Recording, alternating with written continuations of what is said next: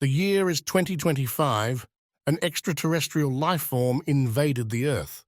The situation became tense, and people had to retreat. The year 2038 has come.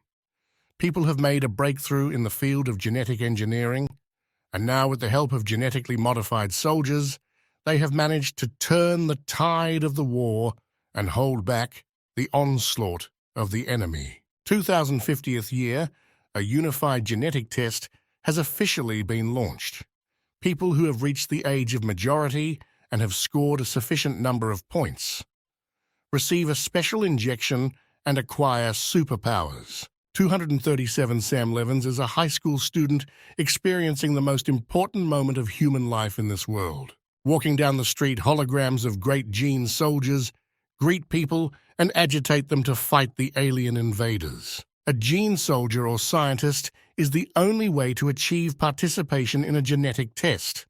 If you miss this opportunity, then this era will throw you to the very bottom of society, where a person simply becomes pathetic trash. Now, every person from early childhood goes through countless lessons and exams and all this for the sake of the coveted past, to participate in the gene test. To have the best physique for the single test, people go through intense physical training day in and day out. And after so many years of hard work today, the outcome will be decided. Sam receives a call from his mother, who decides to make sure that his son knows exactly what he is getting into, because the drug has a 1% mortality rate. The son is trying to reassure his mother, since he has already passed all the pre-exams, and he would be sorry not to finish what he started. Many of his classmates did not even pass these tests. Mum still doesn't stop worrying, but she wishes her son all the best and believes that the main thing is that he returns healthy. They announce over the loudspeaker that students who want to take a single test and receive a gene injection must go inside. Sam says goodbye to his mother, saying that they are already starting to be called for a test. Inside, the building students are already crowding around and discussing what abilities they can get if they pass the test. Mr. Levins hears the conversations around him and realizes that everyone involved is equally determined to win. He headed to one of the designated entrances guarded by soldiers. He was asked to go to room 25 to receive a gene injection. Before you go inside, your fingerprints and iris are scanned, and the check is successful. Walking along the bright corridor, the young man thinks that he doesn't even know what type of gene he will receive. He remembers how in the corridor, the girls were talking about an incredible type that increases physical strength. There is also an exceptional type. With its help, people are able to use unique abilities. But there is an important rule. You cannot awaken strange abilities. There are opinions that they are so useless, and because of this, they are easy to defeat. Sam thinks it would be better to awaken something normal like X-ray vision. His imagination immediately draws images of how he stumbles upon a crowd of beautiful girls, and with the help of his ability, can see them without clothes. In the corridor, he notices a group of guys discussing their fears about the 1% of injection rejection. One of the boys says that he saw photos of those who were rejected. Their bodies look terrifying. But there is one optimist in this company saying that they have a 99% chance of successful awakening, and from now on, they will live happily ever after. The alarmist still insists that there is a big difference between 1% and 0. An optimist is called over the loudspeaker to receive an injection. The young man is sure that he will receive great abilities. Seeing this, Sam thinks that everyone seems to be hoping to successfully awaken the genes like himself. He finally approaches Office 25 and, gathering his strength, wants to enter it. Just as he was about to knock on the office, a powerful explosion occurred to the side of him. The reason turned out to be that Optimist, because of the explosion, the body was on fire in the corridor. His friends immediately rushed to run, and in the meantime, he was emitting terrible dying screams. This turned out to be a side effect of the injection. The staff are trying to put out the fire faster and want to introduce another drug to try to save the boy. The employee extinguished the burning young man with a huge amount of solution from a fire extinguisher. His screams were no longer heard. They didn't have time to save him. His body was very damaged. This is already the fifth student today. This is another student whose genome was destroyed due to an abnormal reaction to an injection. Unfortunately, this young man turned out to be an exceptional fire type.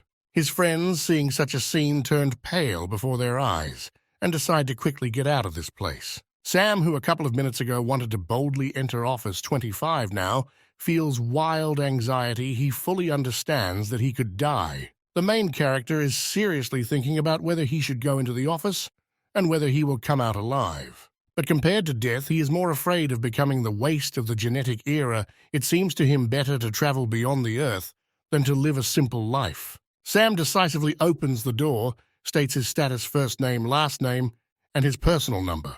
A female voice responds by asking him to go inside while typing something in the virtual system. Noticing a pretty employee, Sam takes his breath away a little, and at that moment she asks him to answer a couple of questions before the procedure. The girl reminds him that he must be aware of the possible side effects of the injection, including death. The young man replies that he knows about this, and she asks the question, if he knows about all the risks, does he agree to take responsibility? Sam agrees with this. The whole stage is completed. The employee takes the syringe and asks the last question whether he is sure that he wants to receive this injection, thereby awakening the hidden genes in him himself. Sam thinks for a couple of seconds, remembering the optimist who was firmly convinced that it would pass, but in the end turned out to be fried by fire. But even despite all this, he is sure that he will never back down, and in the end, Sam loudly says that he is confident in his decision. The employee is satisfied with the answer. She calls his name, status, personal number, and asks him to take off his pants. Hearing her words about pants, the hero was a little taken aback. It's not every day that a girl asks him to take off his pants in order to stick a needle in his ass. She explains that the injection will trigger the activation of the gene, and for best effect, it is injected into the femoral artery. After the explanation, the young man certainly doesn't feel any better, but he obediently begins to pull off his pants. He asked her to be more gentle, but apparently the employee did not have a light hand, because his screams were heard throughout the entire flue. The girl summarizes that the drug was successfully administered and distributed throughout about the body. The young man's vital signs are stable. The frequency of brain waves is also normal like the rest of the body. The employee decides to find out how the test subject feels. Sam replies that he feels absolutely nothing, but in his butt, he clearly feels a throbbing pain from the injection. 10 minutes later, she rechecks his vitals and asks again about his condition. But he still doesn't feel anything. This worries him, because any changes indicate the effectiveness of the injection. Will he really not be able to wait up? Another 30 minutes pass. The employee notes that no changes were detected during the observation of student Sam Levins. The girl rises from her chair and, turning to the young man, says that this is unusual, and this is the first time she's encountered something like this. The employee approached him and asked him to stand up for a second. The thought ran through his mind that this was the end, and he would never achieve anything. But he couldn't get up anymore. Sam feels like he's been shaken, and the pressure in his head begins to seem stronger and stronger. He abruptly falls off the couch and begins to make agonizing screams. The employee does not understand what is happening. He no longer hears the girl's screams and questions. He is only worried about his head, which feels like it's about to explode, whether the drug has really rejected him.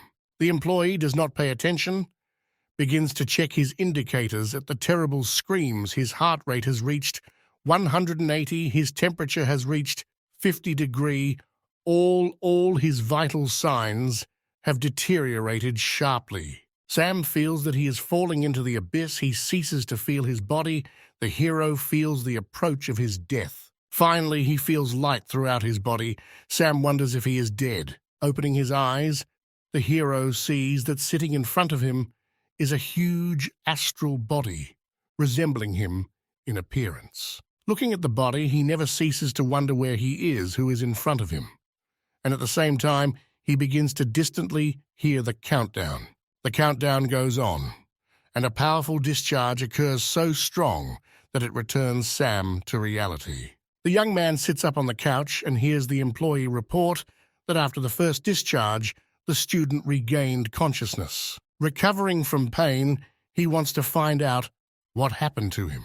The girl says that 14 hidden genes have awakened in his body. Sam cannot help but be pleased with this news because 14 hidden genes are quite cool. But he is not pleased with the further words of the employee that all these genes belong to the class of audition. She provides him with a form after filling it out, which they will enter into the database. Sam still doesn't want to believe that all his genes are with the audition type. He heard that they usually work in public relations departments. Most of the positions will be clerical. He may have to work as an office clerk all his life. The employee asks if he has any more questions since she has already finished the report and he can read. It almost crying, Sam wants to find out more about his newfound powers.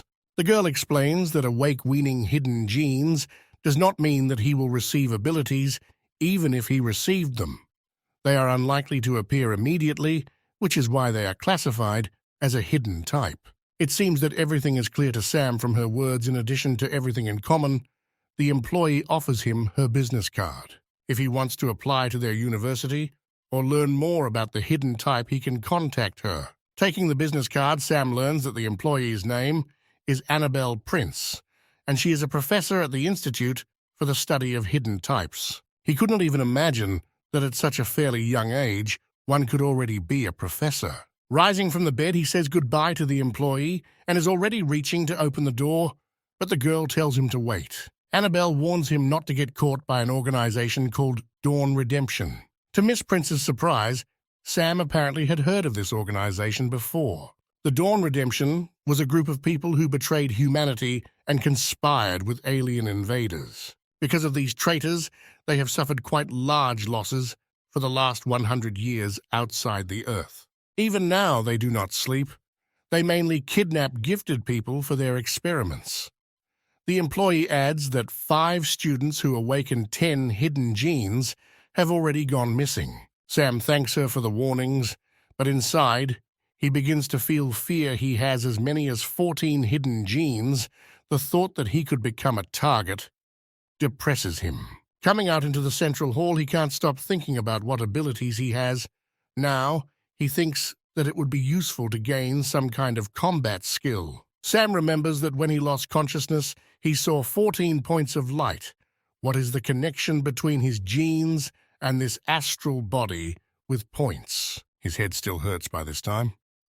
Perhaps these are side effects from the injection. But his thoughts are interrupted by exclamations, trying to draw his attention to themselves. He hears someone shouting his name. In front of Sam are his classmates, the joyful Stan Vore, and in the clearly not healthy-looking Chuck angle, they ask how many genes the young man has awakened. Stan immediately says that Chuck awakened 11 genes, but they are all concentrated in his stomach, and in the future, he may gain weight and be fatter than him. The prospect of becoming fatter than Stan clearly does not please the young man, and besides, it's not so easy to endure this pain in the stomach. Mr. Vaughn adds fuel to the fire, saying that there is nothing to worry about. Chuck must be destined to become the first transmuted glutton in history. The guy can't stand it and starts fighting with Stan, shouting that he shouldn't delude himself because his 8 genes are concentrated in the speed of his hands. Only God knows how useless he is. Meanwhile, Chuck decides to ask how many genes Sam has expressed, to which Sam awkwardly reveals that he has 14 hidden genes. The guys forget about their fight and, jumping up to the young man, begin to enthusiastically tell that they have heard the maximum about people who awaken 10 or more genes, but they could not possibly expect that Sam would manifest as many as 14. But in order to cool their enthusiastic exclamations, the main character says that he has an audition class. They immediately distance themselves from him and will not help him believe what they just heard. Stan thoughtfully says that this is a rather difficult situation. Such genes are difficult to develop, and one cannot immediately find work with them. But Chuck tells the story of his relative, who is also an Adite. Before becoming a monarch, he changed 7 jobs, and now he is preparing to become an abbot. Sam in front of them argues that scholars are not in great demand. Their work is mainly related to the public. The choice of universities is also not great. They can only enroll in care. His situation is also complicated by the fact that he has a hidden type, so he doesn't even know what abilities he has. Perhaps he can contact a university professor, maybe she can help him. Chuck decides to cheer up his friend, saying that thinking too much is harmful, suggests that everyone go have a snack together. He knows a place with a buffet. Sam refuses the offer, citing his headache, and promises that next time he will definitely treat them. As the friends follow the young man, they wonder if everything is okay with Sam. On the streets of the city, interactive advertising stands carry news about what is happening in the world, talk about new federal policies, new plans for space railways, and also missing students. It is also reported that a team of famous heroes recently encountered drug sales. Sam's headaches do not let him go. Perhaps it is his genes that are making themselves felt. A strange feeling awakens in him. Is this really his ability? He feels how his perception has improved.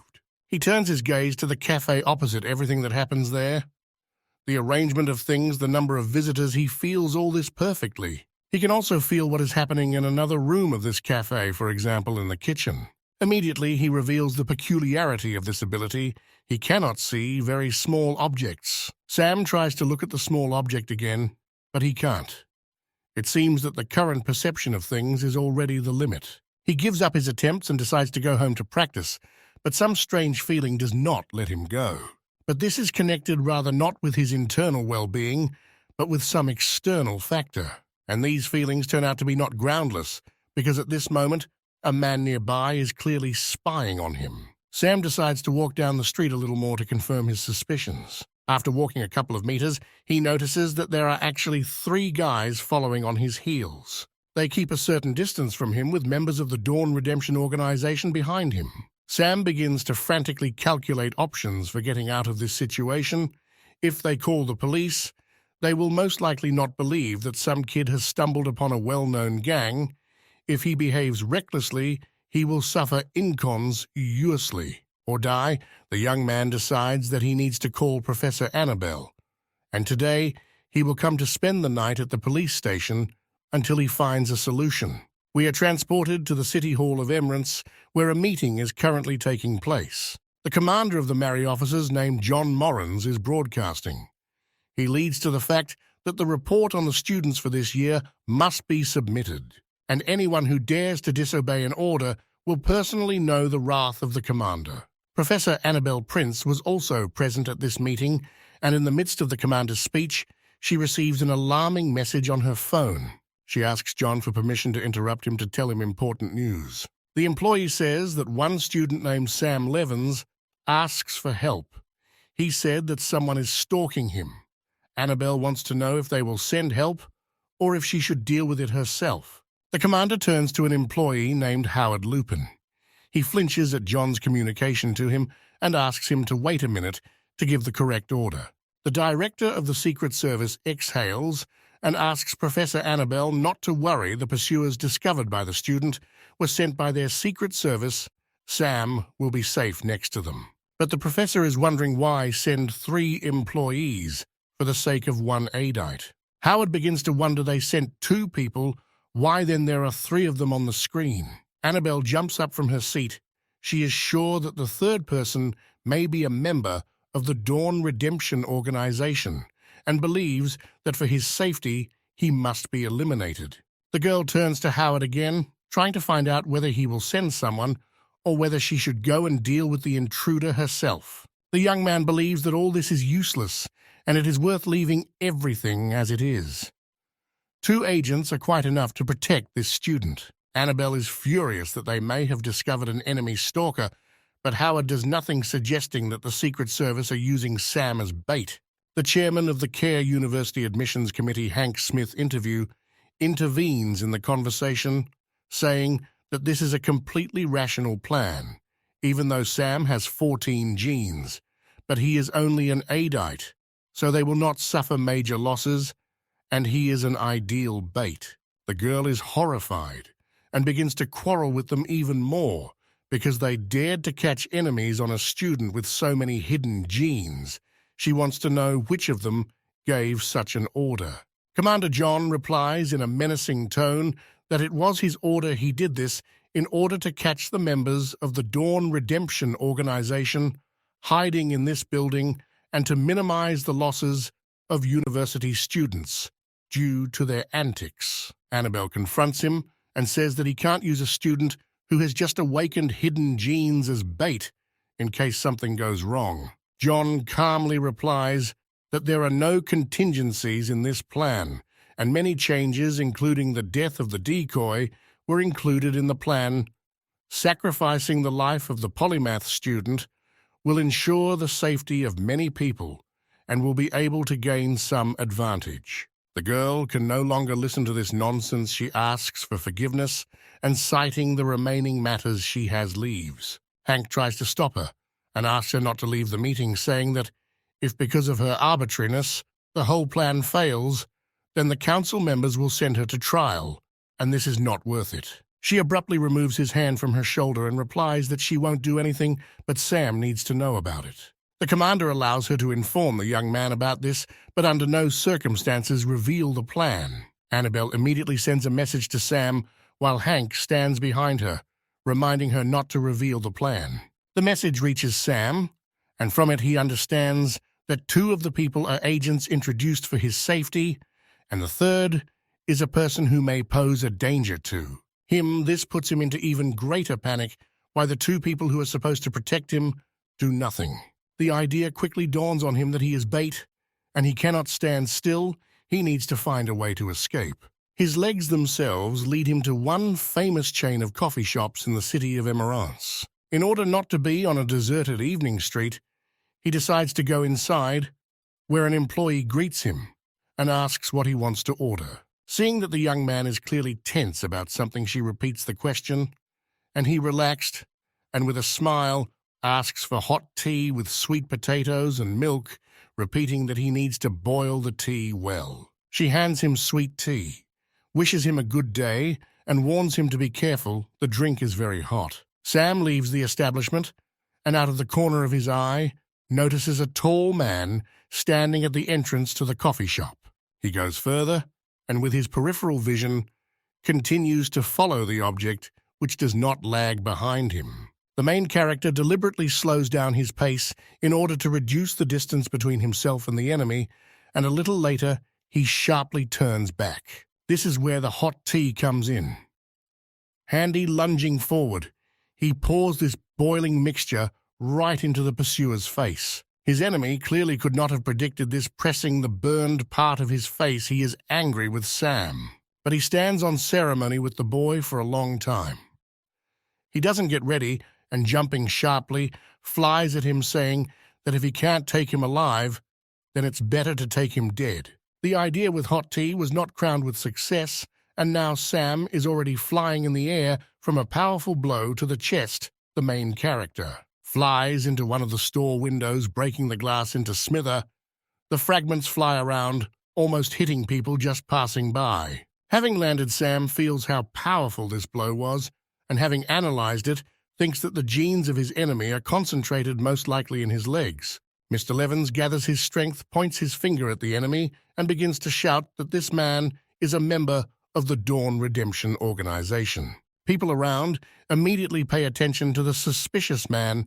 Sam orders the Secret Service agents to arrest the enemy. Hearing all this, the people begin to panic, and they run away, shouting for help. The Secret Service employees are shocked by the current like an ordinary schoolboy discovering a traitor and understand that things are bad. The man, noticing the Secret Service employees, rejoices. He kept wondering how many of them there are. Although he doesn't care about the number, he will still roll everyone into the asphalt. A battle begins between the employees and the traitor, which Sam watches. He notices that the employees are strong, but the enemy is not inferior to them. Meanwhile, the man gives a powerful rebuff to the employees, hitting one of them in the face. The main character, despite the severe pain, decides that this is all not good. He is the target and therefore must find a way to help. But his attempts to get up were unsuccessful. He was really well finished. He sadly realizes that someone is in danger, and he cannot help Sam regrets that he is just an Adite. Suddenly, he again falls into a space unknown to him and sees his astral body. Taking a closer look, he now understands that the 14 luminous points are his awakened genes. And from this, the following conclusion follows. It means that the grey ones are genetic base points that are not awakened in his body. Sam realizes that he can see the structure of his body right now. Perhaps this is his personal ability, seeing in the projection that the stomach digests food to produce energy, and this power is immediately used by various parts of the body. The main character decides to see if he can control the flow of energy. He feels that there is a reaction. The energy on the astral body moves into the hand. Sam feels like his right arm is starting to hurt, as if the blood vessels are about to burst. If he wants to awaken a new gene point, he will have to train hard and for a long time, or use expensive drugs. There is no other way out.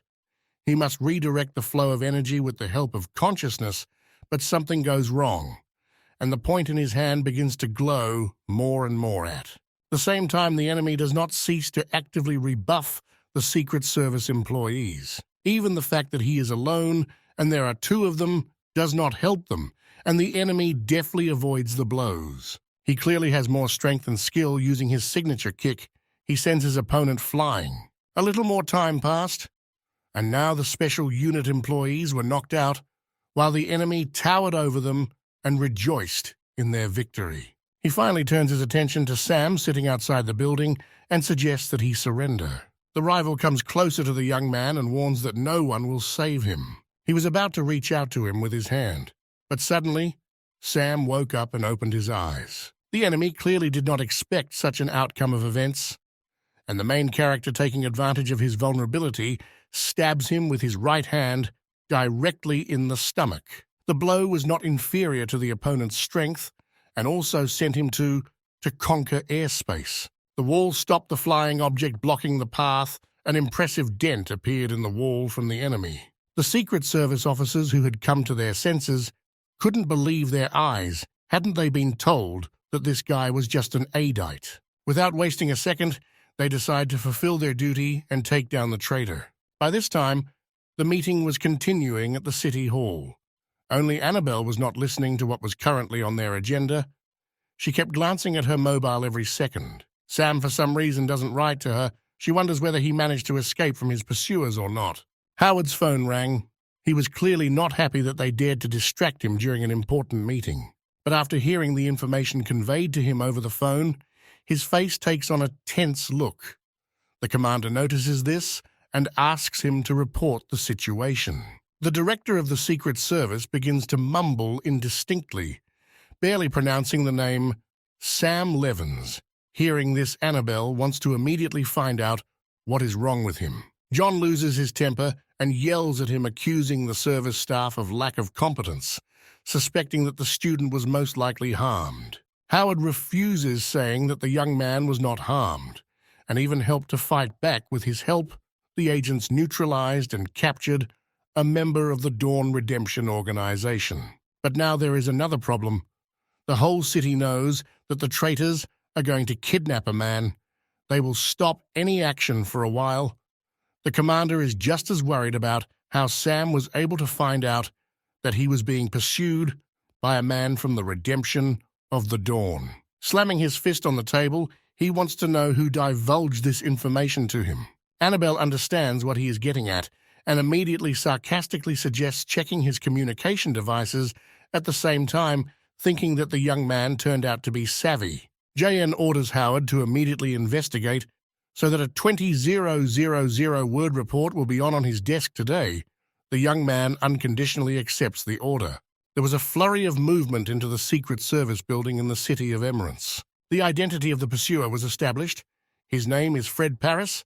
His call sign is Underpants. The employees report to the boss that previously only fighters of rank F appeared, and he has rank E, so 2 agents could not detain him, and Sam Levins is now in the interrogation room. He said that he himself struck Fred. The employees chalk it up to luck. Most the Secret Service employees exhausted the enemy, and Sam simply finished him off. Howard inquires about the student's current condition, to which his assistant explains how Mr. Levins kept yelling about how hungry he was. Therefore, they decided to first give him a snack entering the room. They could see a picture of how one after another the pies brought to him disappeared in Sam's mouth. Apparently, forced awakening of the gene point not only causes headaches, but also takes a lot of physical strength. The main character understands that he was brought here for interrogation. This was to be expected. The ability turned out to be very strong, but he cannot show it. Otherwise, he will end up on the surgical table for research. Sam admits that he received a message from Professor Annabelle and himself, assumed that one of the observers was a bad person. Howard thanks the young man for his courage and apologizes for his agents for whom he is ashamed. The director had already suspected that Annabelle had spilled the beans, and he also thinks that the young man opposite him showed himself properly. He clearly has potential. Sam thanks him and wants to know when he will be allowed to go back home. Howard decides that they will do this. Mr. Levins must sign a confidentiality agreement, and as a reward for his assistance, he will be given 6 points and given 50,000 in cash. Sam reflects that according to the national merit rules jointly signed by the Genetic Commission's 10 points are awarded for capturing a rank Y trader, so he was awarded the majority. The director had already gotten up and wanted to leave, but a young man stopped him asking if they planned to continue using him as bait. Howard responds that every year geniuses with more genes appeared in different cities, but many of them later became the target of the Dawn Redemption Organization. Therefore, they decided to secretly work with the Secret Service. As for Sam, the director mentions that he awakened 16 genes today, and now he is under the protection of Secret Service officers. There is only one unpleasant detail. The previous students with genes exceeding the number of 15 were not so resourceful, so they were all captured. Howard has already said a lot of unnecessary things, so he says goodbye and leaves to finish the remaining business. Going outside, Sam immediately decides to dial Annabelle's number and say that he has applied to Keir University Faculty of Asian, and perhaps he will soon become her student. The young man also says that the director of the SEC Secret Service said that he will continue to be used as bait to prevent gifted students from disappearing. Sam wants to ask the professor if this is all true, to which she gives a positive answer. The main character understands that danger awaits him, and if he wants to create his own destiny, then he has only one way. This is to become stronger. Meanwhile, in the Secret Service lobby, the main computer lights up and begins to transmit a message that object number 37 has begun to show unusual activity, and that if there is no response for a long time, the task will be solved according to plan number 1.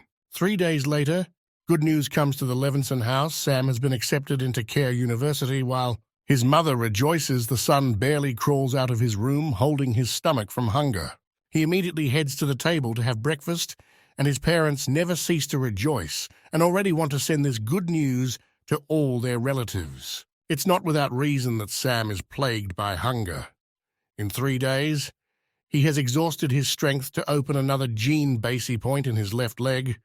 His body can no longer withstand it. The young man even fainted while concentrating. But what's even worse is that it had zero effect. For some reason, the right hand seems more sensitive. It is difficult for him today to become strong, but by entering the University of Genetic Evolution, studying advanced knowledge and using it in practice, he will undoubtedly be able to achieve his goal. The father decides to give instructions to his son before going to university, telling him not to stoop to promiscuity and to do this only at night, but not too often, otherwise the body will be exhausted. Sam clearly did not expect such parting words and is now awkwardly trying to get out of it, saying that it was all a mistake, and he is not like that. But his father interrupts him again, saying that he and his mother have prepared a gift for him. Looking into the box, Sam sees rows of evenly laid capsules. His parents explain to him that the university will require a lot of resources from him, so they give him energy capsules. The main character again did not expect this kind of gift from his parents. These were energy capsules of rank E. These capsules are an important gene supplement for enhancing strength, but the vast majority of ordinary people can only afford F-rank capsules since they are cheaper. Sam begins to worry that his parents have spent too much on him. The father objects to him, but they do not have high salaries, but over the years he has accumulated savings, and they are more than enough to buy these supplements while the mother is worried about her son and expresses fears about the bandits from the redemption of the dawn. He and his father don't want him to be a hero and simply tell him to take care of himself. Sam calmly, and with a smile on his face, replies that he understands them. In the evening in his room, he again begins to discover his genes and begins to try to concentrate for this. As a result, after a while, he manages to get into the world of his astral body. Sam watches as many lines appear in his left leg, showing accumulated energy. He feels pain in his physical body. His leg is swollen again because there is too much energy, and if it is concentrated in one point, it will explode. The main character begins to concentrate more strongly. Changes are immediately noticeable on the astral body. Energy begins to be distributed throughout the body. The distributed energy begins to light up at many points, even in the left leg. The distributed force lights up 2 additional points. Screaming in pain, the hero regains consciousness and tries to catch his breath. He finally succeeded. He was able to awaken 2 more gene points. Sam falls onto the bed, his whole body aching. He reasons that an E-rank capsule will only be able to restore energy, but not mental strength. His eyes slowly begin to droop. He even seems to have time to come up with a solution to the problem, but he cannot resist, and finally falls asleep. He awakens from the cries of his mother, who rushes to make sure that her son is already awake. Not wanting his mother to catch him like this, Sam abruptly jumps out of bed, jumps to the floor, and pushes off. But he clearly did not take into account the new points he had awakened, because his jump was so powerful that it threw the hero to the ceiling. Having hit his head, he falls onto the bed, and pieces of the ceiling begin to fly on top of him. The parents, hearing this noise, ask if everything is okay with their son. Rubbing the back of his head, Sam tries to show with his voice that everything is in order, realizing that the strength of his leg has finally increased. But such noise could not leave the hero's parents alone, and they burst into his room. Sam gets out of bed and, still rubbing the back of his head, smiles sweetly, telling his mother how hungry he is. But his parents notice another intriguing detail when their son managed to pump himself up so much, because before he was like a match. Yesterday, Sam was able to awaken gene points in 2 places in his left leg, and in his brain, he himself felt how his strength increased. What is surprising is that the strength of the right palm has also increased. It seems that the genes of which parts of the body directly influence each other, but it's best to double-check all this, and the young man decides to throw the card. He tries to hit a tin can with his card, which stands in the other corner of the room. But misses. Strength is of course good, but the main thing is to learn the correct throwing technique.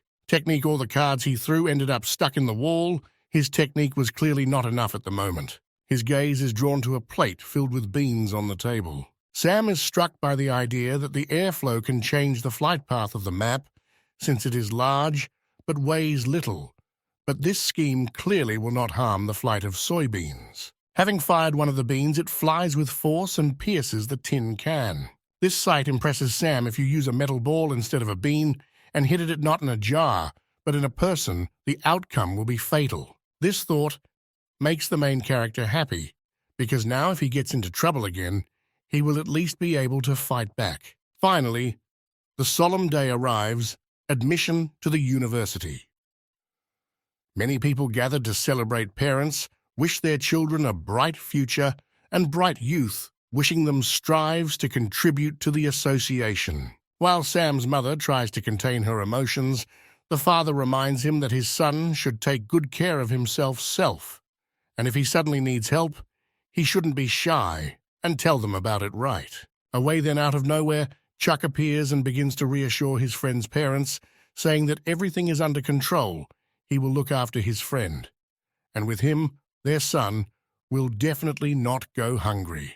But someone is clearly missing, and as he finishes chewing his chicken leg, Chuck wonders where Stan is gone. Sam says that their friend called him in his spare time and told him that he had entered Kuta University. Chuck is dissatisfied that he was left in the dark. The main character tries to explain that Stan did not want to tell him, since the boy's mother insisted on entering Coulter, because there are more opportunities there. The only requirement for admission is that after graduation, he will have to join army. The comrade is not happy with this news because he knows that 20% of the advanced detachments which Stan will join after graduation are the first to die. Sam believes that there is no need to be sad. Their friend is a genetic talent. He is strong and fast, quite combat-ready, so they should be confident about him. The loudspeaker announces that students should take their seats as there are only 10 minutes left. The main character says goodbye to his parents. They shout after him that as soon as he gets there, he will definitely let them know. All students bring their things and try to get comfortable in the transport that will take them to the university. Throwing his suitcase onto the shelf, Chuck promises that he will have an affair with the first beauty of the university since he spent his pink school years on knowledge and preparation. The guys sitting nearby, hearing his speech, begin to mock him, saying that they heard about the genes located in his stomach and how they stopped letting him into buffets throughout the city. They do not stop their ridicule, adding that what a first beauty he is because he is far from even the 10th. Sam decides to stand up for his friend and orders Metakalps to shut his mouth if he can't talk. But Met doesn't see anything wrong with smart people telling the truth. The atmosphere is heating up, and the newly minted students are already thinking about starting a fight. But a man who looks like a professor manages to besiege them. He orders them to sort out all their relationships on the street. T grabs Sam by the shoulders and asks him to better forget about everything because there are teachers here. The main character finally decides to tell Meta to keep his mouth shut from now on. This is for his own safety. The teacher once again warns the children that one more such prank and he will show them a happy future. The stern man decides to finally introduce himself. His name is Roast Fompt. He works in the education department of the city of Emir, and he was appointed to accompany them. Roast hopes that students will listen to his commands and maintain discipline on the road. But if someone decides to excel, he will be more than happy to teach them a lesson. Sitting down, Chuck advises Sam to calm down and distracts him by asking whether his friend knows who is sitting next to Metakalps. Next to him, it turns out, is a student named Tong Werner. He is a real machine, and during a single test, he awakens 16 genes. Sam remembers that Secret Service Director Howard may have mentioned this student. Also sitting not far from them is a talented girl named Marie Sank-Chuck. Believes that this is the perfect balance of strength and beauty. The young man already has hearts in his eyes. Sam tearfully asks him not to make him blush and orders him to erase this stupid face from his face. Professor Annabelle, already familiar to us, suddenly enters the room, leaving everyone around indifferent. Here and there, conversations are heard about what a beautiful woman she is. Her charm and attractiveness catches everyone's eye. She introduces herself to the students and is also among them, accompanying them. Annabelle warns that if anyone has any questions or requests for help, they can safely contact her. Sam's heart begins to beat a little faster. Did the professor also get into this car? At the same time, the transport continues to move further along the given route. Commander John is informed that the transport convoy has already set off, and each vehicle has launched a generator of ultrafine radiation particles, and all signals are turned off except for the military communication channel in recent years. Due to the active implementation of the single genetic test policy, members of the criminal organization have lost a stable source of fighting forces, so the registration season is a high risk of being attacked. The soldier adds that usually the enemies set up an ambush in the middle of the route, so this time it is up to the commander to decide which route the convoy will take. There are about 100 cars here, and finding a car with students is more difficult than taking to the skies.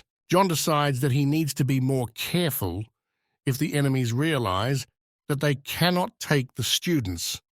They will immediately kill all the soldiers. Machine number 3 is the main priority. They have no room for error.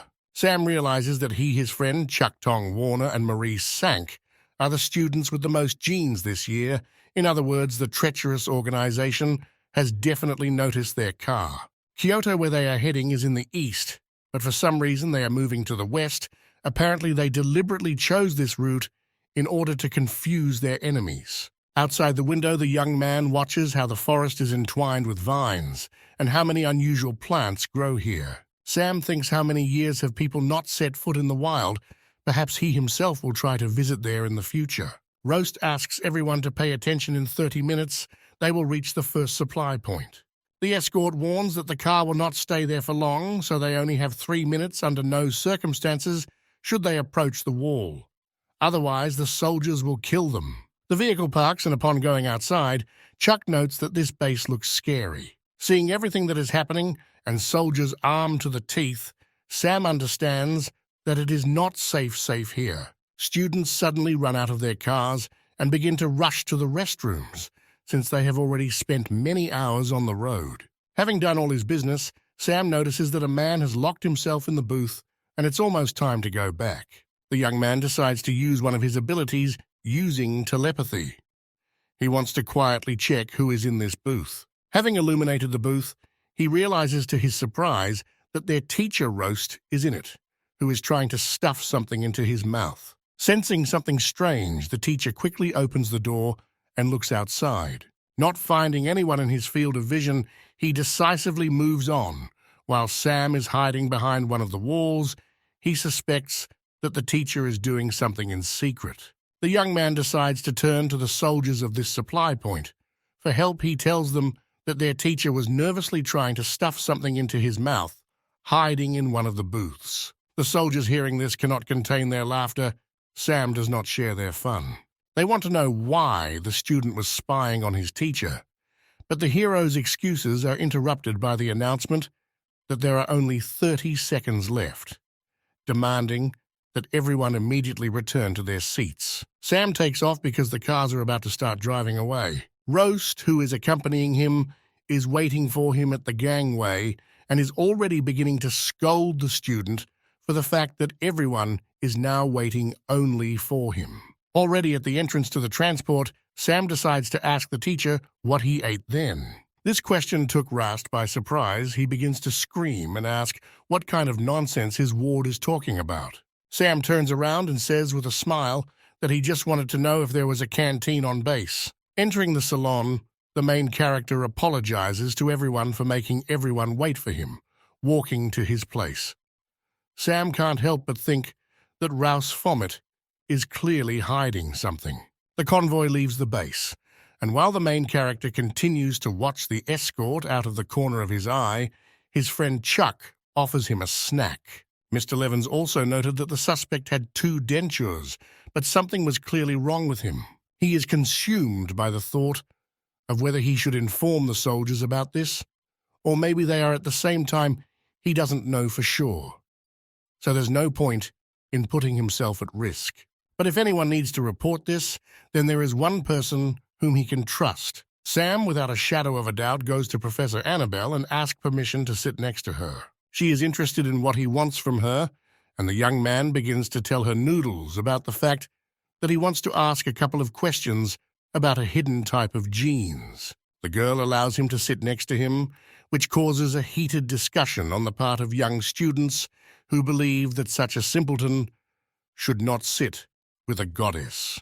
But the professor is not stupid, and as soon as Sam lands next to her, she wants to find out what exactly he wanted from her.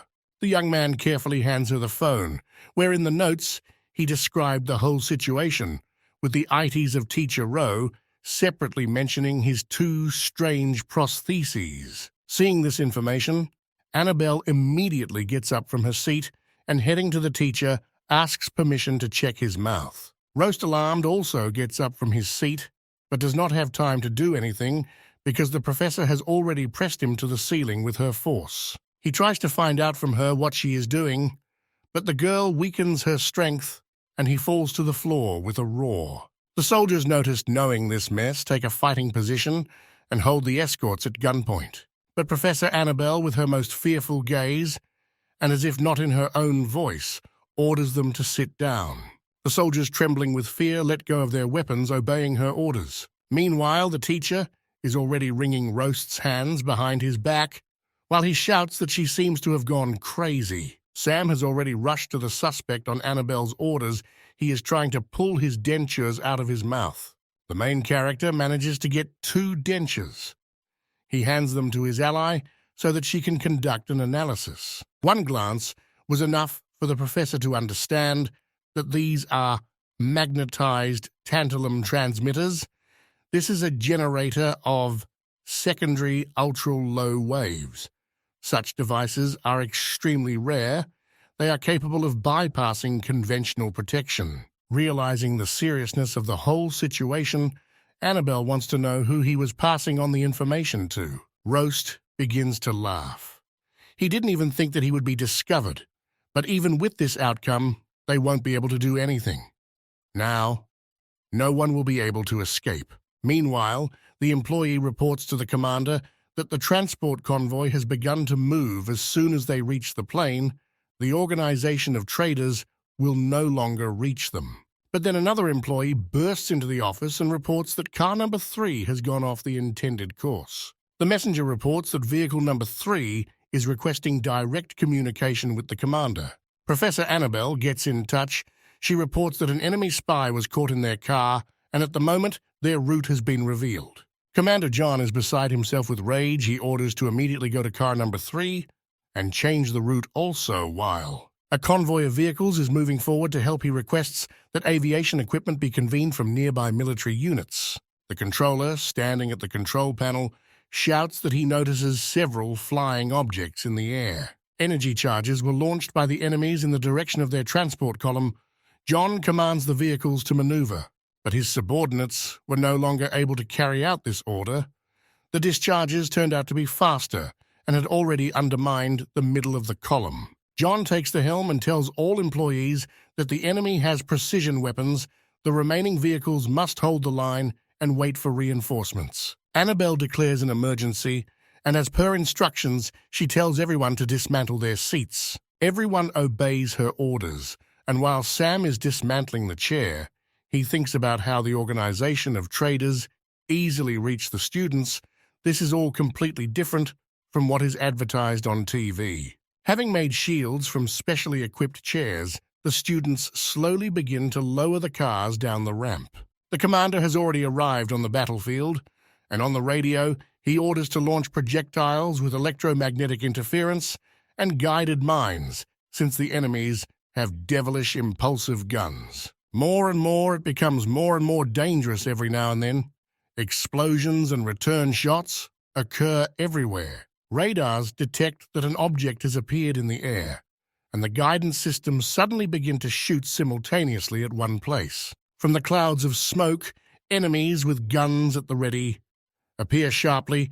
They deftly maneuver in the air on flying boards. But on the ground, they are met by local troops who successfully fight back and shoot down many from their aircraft. Seeing how deftly the people who got out of his car took weapons, Sam realizes that the soldiers were undercover in the form of students.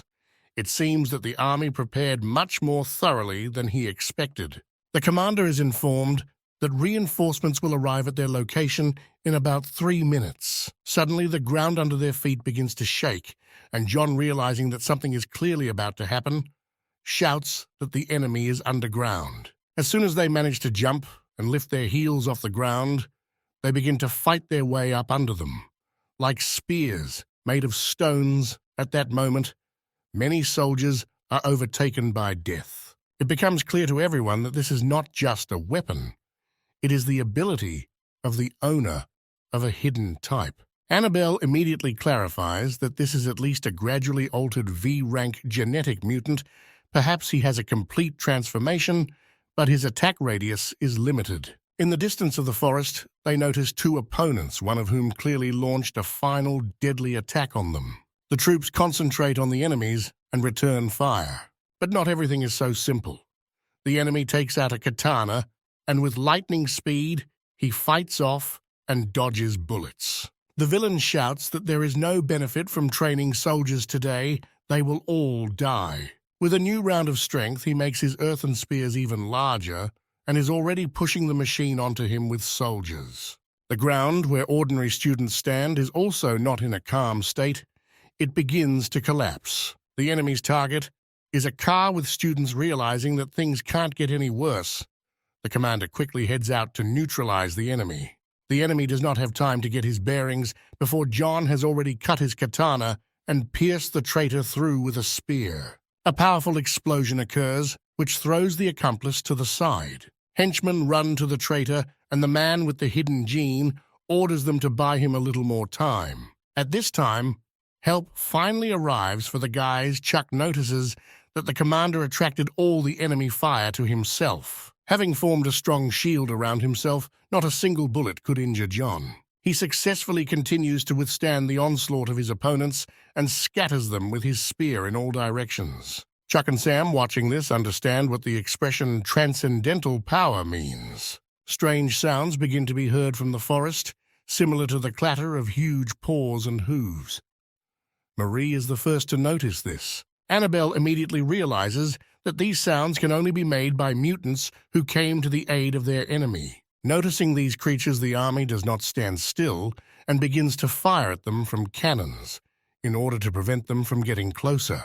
But the animals turn out to be no less agile, and now the tiger destroys one of the cannons, thereby allowing its relatives to break through. The wolves begin to cut the soldiers with their claws and bite their teeth into human flesh. Sam realizes with horror that the last line of defense is almost destroyed. Roast, lying on the ground, continues to gloat, saying that he warned them of the consequences. Annabelle orders him to be silent and tramples the traitor head into the ground with all her might. She tries to calm down the panicking students by saying that there are other teachers here besides her, so no one will touch them. Having gathered with other teachers who also have more than one ability, they act as the last line of defense. One of the mutants already wanted to attack the remaining soldiers, but the teacher manages to stop him in time, who suddenly appeared behind him and, grabbing the tiger's skull, began to squeeze it with force. Another young man, who looks like a wolverine, is constantly cutting down wolves right and left. Commander JN yells for them to quickly move towards the third vehicle because the traitors are targeting it. Annabelle replies that everyone has already understood this and there is no point in commanding now. Sam thinks that the professor most likely also has a hidden type.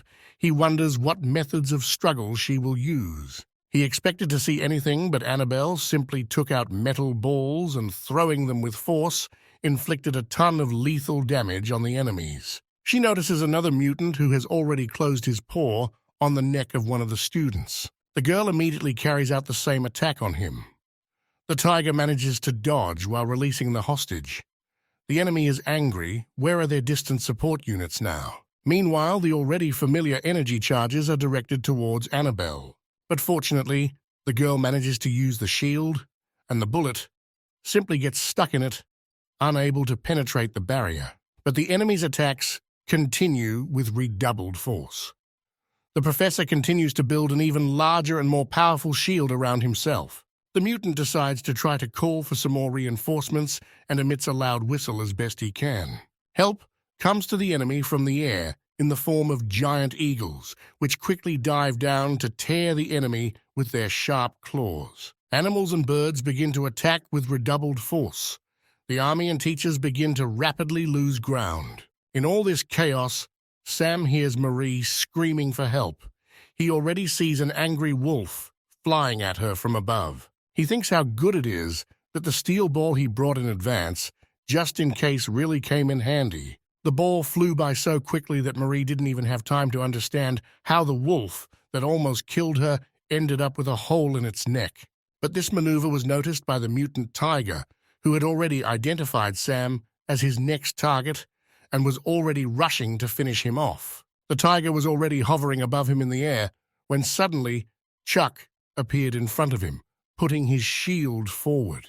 But any board was unlikely to be able to stop a mutant with potentially enormous power.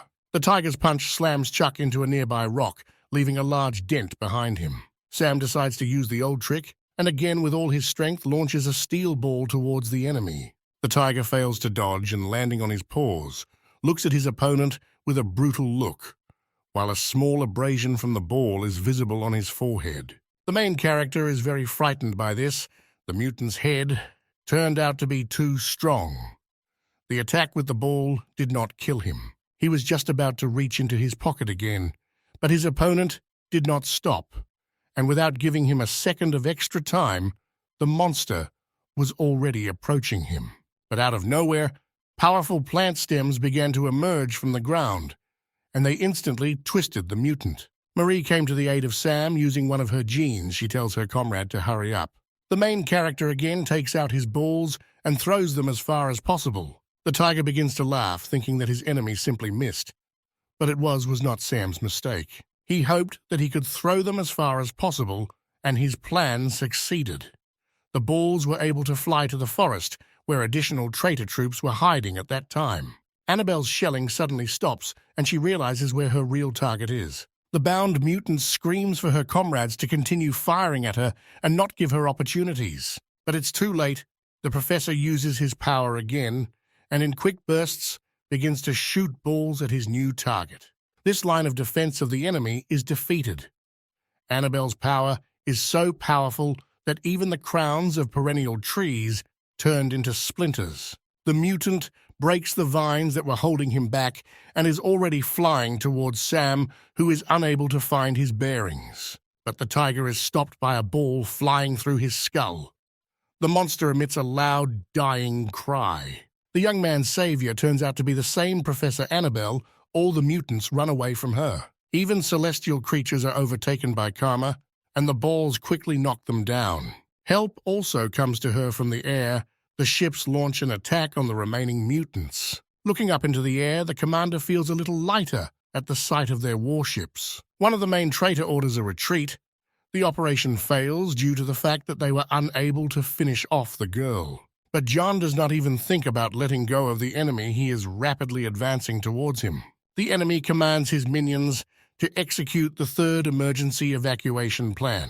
Lined up in one line, the obedient soldiers suddenly raise their heads upward from the discharge that pierces them, and they all explode at the same time. At this moment, Annabelle's strength leaves her, and having lost consciousness, she begins to fly down. Sam notices this, and gathering all his speed, manages to catch the professor, who is about to come into contact with the ground. Looking at the exhausted girl in his arms, the young man feels calm.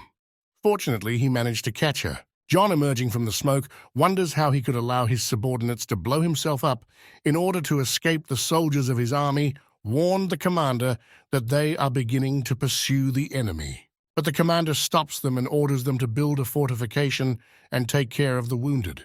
At the beginning of this operation, John was confident that everything would be successful, but everything went wrong. After a little time on the hospital couch, Chuck finally comes to his senses. He tries to get up, but his whole body hurts like hell. Sam recommends that he not move, but just lie down. Chuck goes back to bed and wants to find out what happened to their enemy.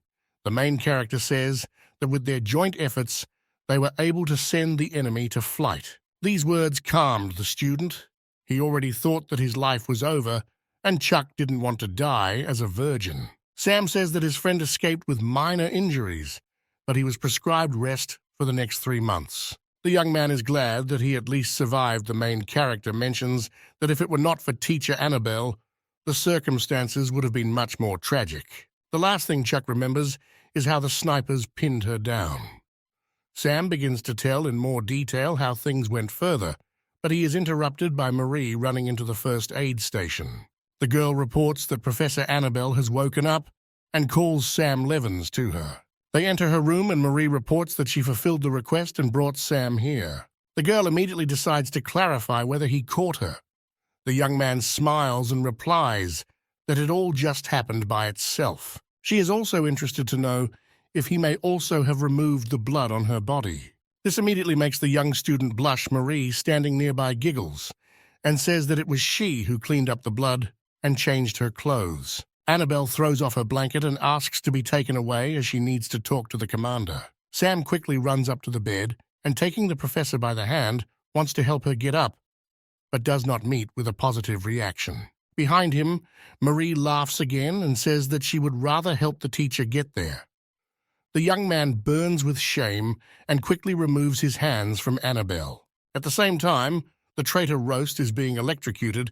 Despite the pain, he screams for them to continue and not stop. Annabelle enters the room with Marie and Sam John, inquires about the professor's well-being. The girl reports that she is feeling better, and she thanks them for their care. And besides this, she asks if there are any results. John says that no amount of torture or drugs forced Ruse to speak, and his neighbors said that his family disappeared a few days ago. Apparently, he thought of everything. Annabelle wants to know what he will do about it, to which the commander believes that the traitor should be brought to a military court.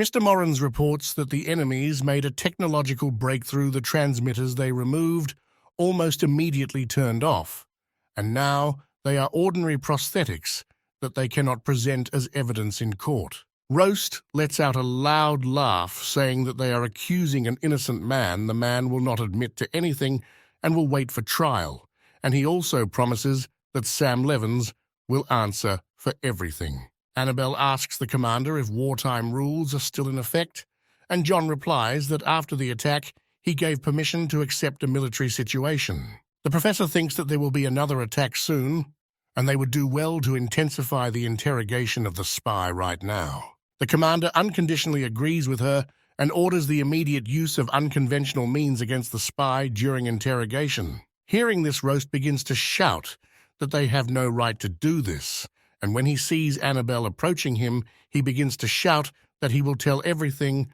and answer all questions. The girl already understands that most likely he did not leave any traces, and his accomplice already know that he was captured. So now he is of no value. She uses her abilities on him, and Roast's body slowly begins to twist into a kind of knot. Annabelle admits that most of all in the world, she hates traitors. The traitor begins to emit death rattles when suddenly Commander John, with a quick movement, strikes the enemy's throat with a dagger. The commander admits that he does not want her to take on this burden. He himself has already claimed many lives. Mr. Morris orders it to be recorded that the interrogation lasted 5 minutes. Then he notices Sam and says that he showed himself well and everyone here is indebted to him. John notes that first, the young man was able to find the pursuer, as well as find out the identity of the spy. The main character, not knowing how to respond to such praise, simply gives out the stock phrase that it is his duty. Walking along the street at night, Marie decides to ask the professor a question: why the traitor was not shot on the spot. Annabelle explains that in the future they will understand that there are certain laws, and sometimes bad people understand them better than good people. She also explains that the commander called her for a reason. She and he are in different camps, and if he writes in the report about her press presence, then the higher-ups would have more confidence to lie low. Sam and Marie realize with horror that their enemies have foreseen everything, and it was all a trick. Annabelle says that the real world is completely different from the world they used to know. It is full of lies and deceit, in which enemies are everywhere. Only by working hard will they be able to survive in the gene era. And the first lesson that the guys must learn is the ability to protect themselves. The convoy of equipment accompanied by air continues on its way. Marie believes that if they were accompanied by air forces, the enemies would definitely not dare to attack, but Sam reminds her that these are the guards of other schools that have just been liberated and flew here. Chuck, lying on the couch and eating a corn dog, argues that yesterday's guy managing the land is a real devil. He almost destroyed the entire convoy. Even the commander could not catch him. Annabelle joins the conversation and says that all the enemy's actions were clearly planned, so they attacked them with the help of the owner of earthly genes. She also notes that Marie Sank has the ability to control plants and radiation, and if it weren't for the plants on the battlefield, she would hardly have been able to contain that mutant. So she and Sam were very lucky. The student decides to ask what their professor's rank is. Annabelle believes that now they can already know that she is a permanently changed C rank. Sam is surprised to hear this news. It turns out that with an S rank, you can be a professor at K-Genetics University. The girl adds that as for the transcendental type, the professor must at least have a complete transformation. However, the requirements for the hidden type are relatively small for those who have special abilities. An exception can be made. Marie does not lag behind the teacher and wants to find out her abilities, but Annabelle only advises in the future not to reveal her abilities to others. This will guarantee that they will live much longer. She tells us to never forget about this, and everyone answers in unison that they understood her. But there is a small discrepancy. Sam reminds that after enrolling, they must report their genetic data. He wants to know if this will be a problem. But Annabelle hastens to reassure them because their data will have a very high level of confidentiality. A large metropolis finally appeared outside the window. The guys, despite all the difficulties, were able to get to Kyoto. The guys see flying skateboards outside the window that cost about $1 million and begin to dream of the same ones. Meth, at this moment, mocks his classmates, calling them a bunch of sheep who have never seen anything in the world. Chuck decides to approach Sam and ask if he thinks May Sank likes him because yesterday she literally didn't leave his side.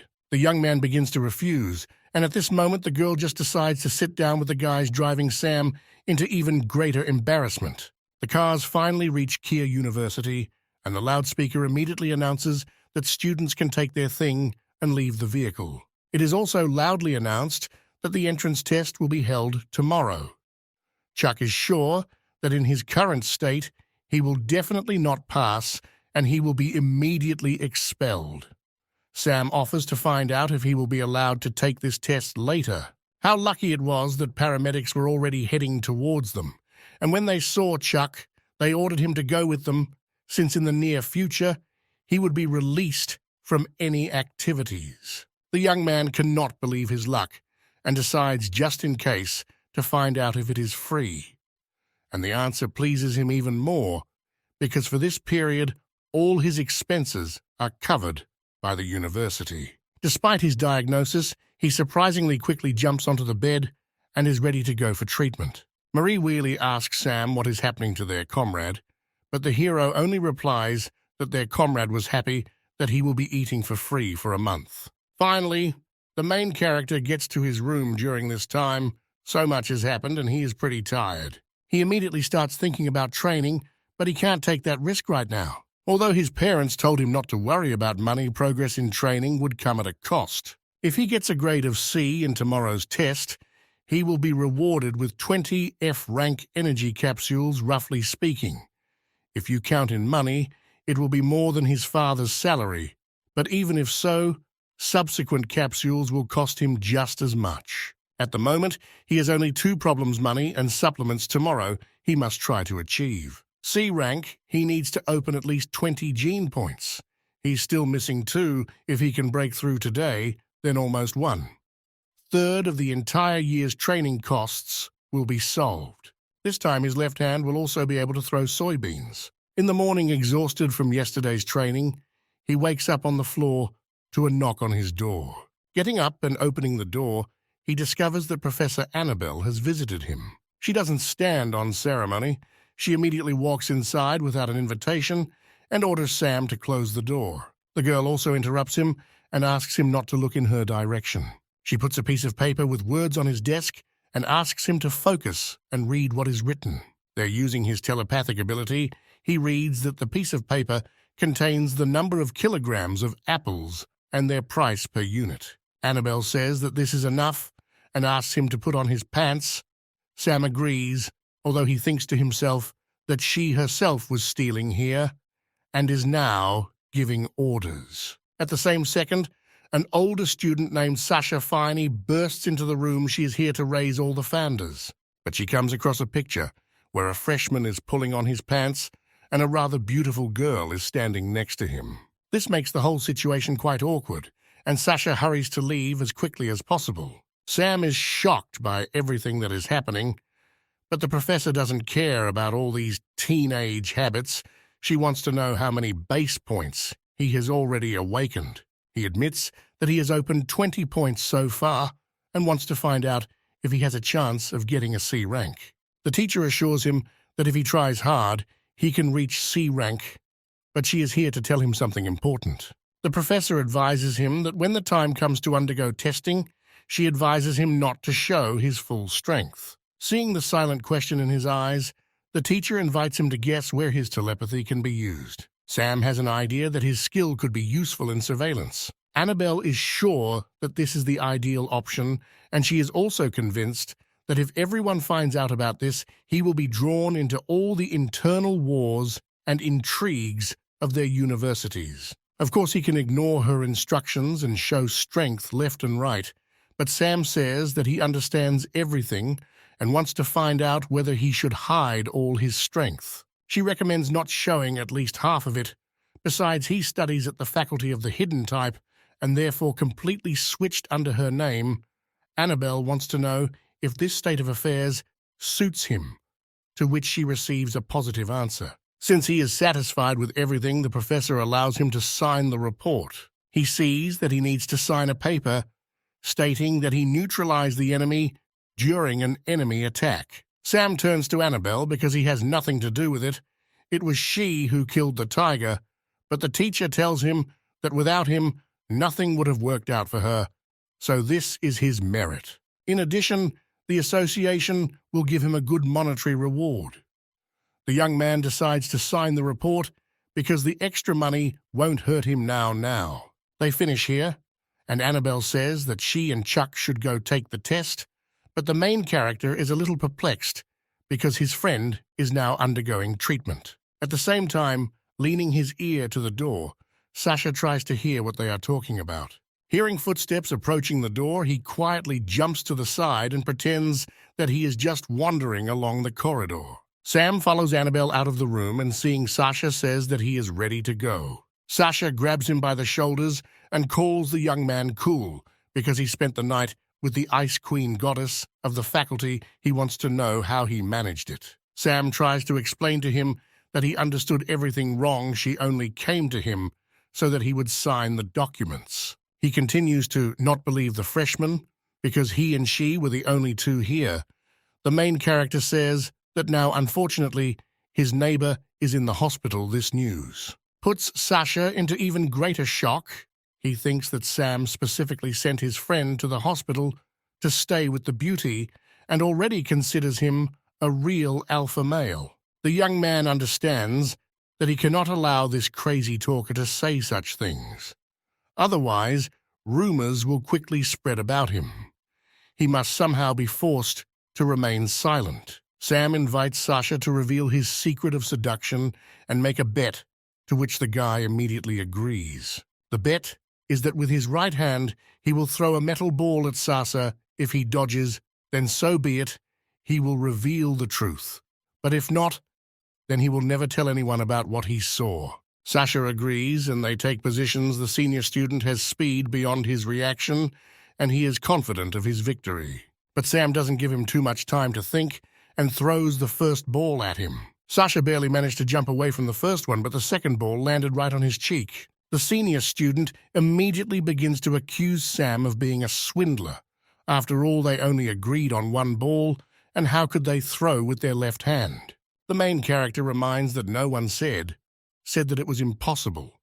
And if you look closely, it's all one ball. Looking at the floor, Sasha notices that one half of a metal ball lies nearby. Sam divided it into two parts, and therefore technically he did not violate anything, so he won. Well, a dispute is a dispute, and Sasha promises that this topic will not be mentioned again. And the main character was once again convinced that yesterday's training was not in vain, and now the left hand is in no way inferior to the right. She and Sasha to come to the test center, and then they each go about their own business. Sam easily goes to the office he needs. Since the Asian class does not receive special attention, there was no queue here. The employee says that the results of his blood sampling showed that in total he has already awakened 20 gene base points. According to the rules, he can now pass to a low C rank. She also adds that, since he has a telepathic skill, he should be tested on a special device, and if his abilities show up well, he will be given an average C rank. Leaving his office, his only concern was how to get a high score when testing the power of telepathy without attracting a lot of attention. Entering the testing room, he sees how one of the students is very tense and tries to find out what is in the dark box opposite him. Seeing how another student is being graded, Sam realizes that if he can move up 2 grades like the previous student, then that will be enough. Applying his skill, he understands what is the optimal distance and clarity he needs to measure. The hero will control his distance to get a good score and make sure that he is given an average C rank. The score is not particularly high and will not attract attention. Sam notices one of the inspectors looking at him, and a shiver runs down his spine. Has he really already been figured out? He pretends that his eyes suddenly began to itch.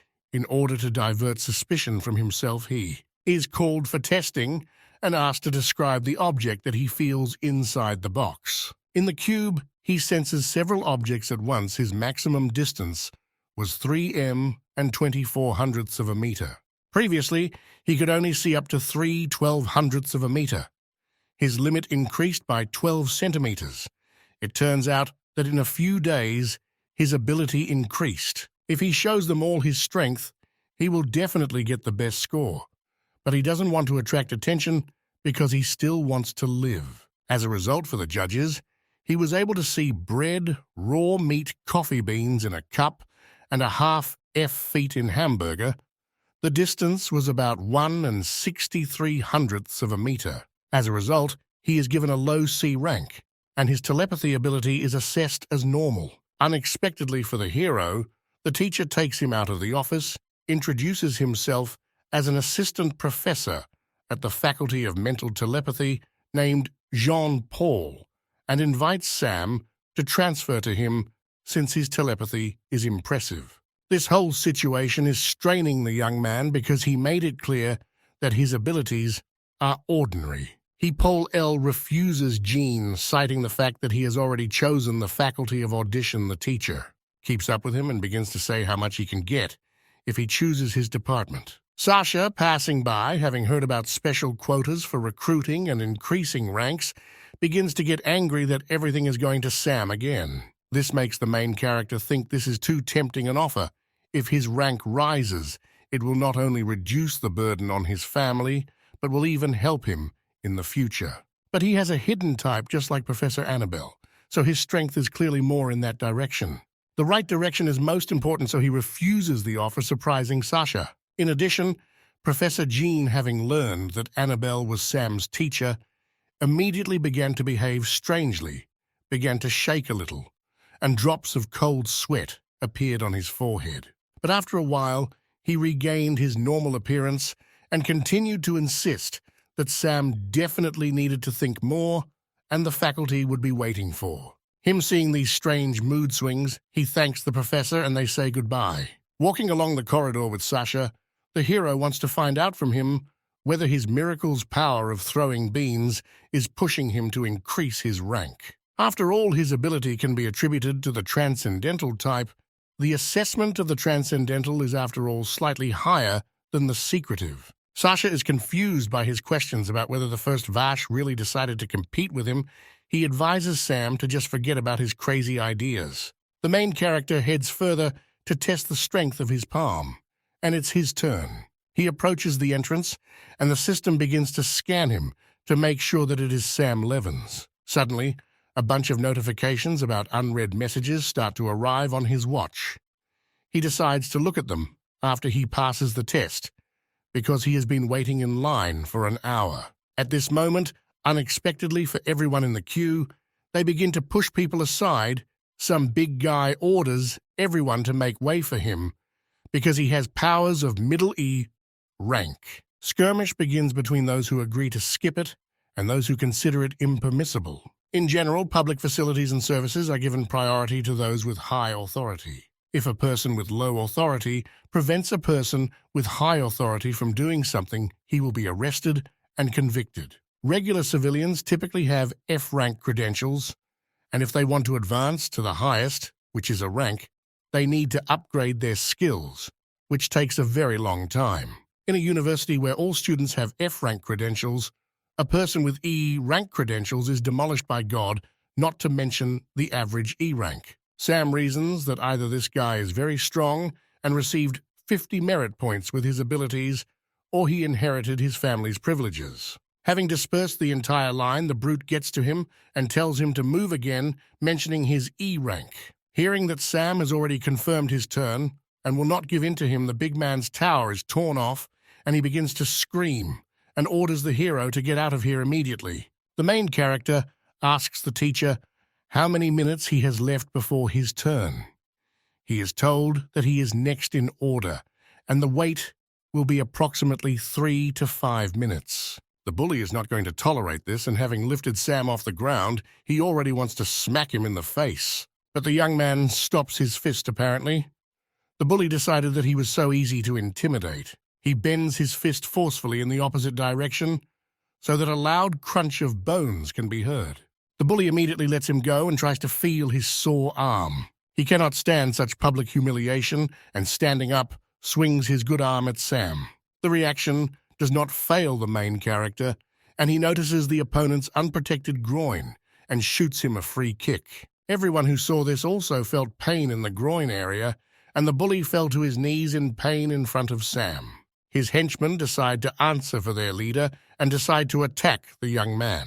Before the guys had time to show all their hidden techniques, the main character had already taken out his famous metal balls and launched them into the necks of his opponents. So all 4 hooligans were defeated by the main character and were now lying on the floor, groaning in pain. Sasha, watching from the queue, begins to have another attack of envy because how the first one managed to defeat the 4 of them who also had a high rank. Sam asks the bullies if they're still going to fight because next time he will throw metal balls in the direction of their eyes and then their heads.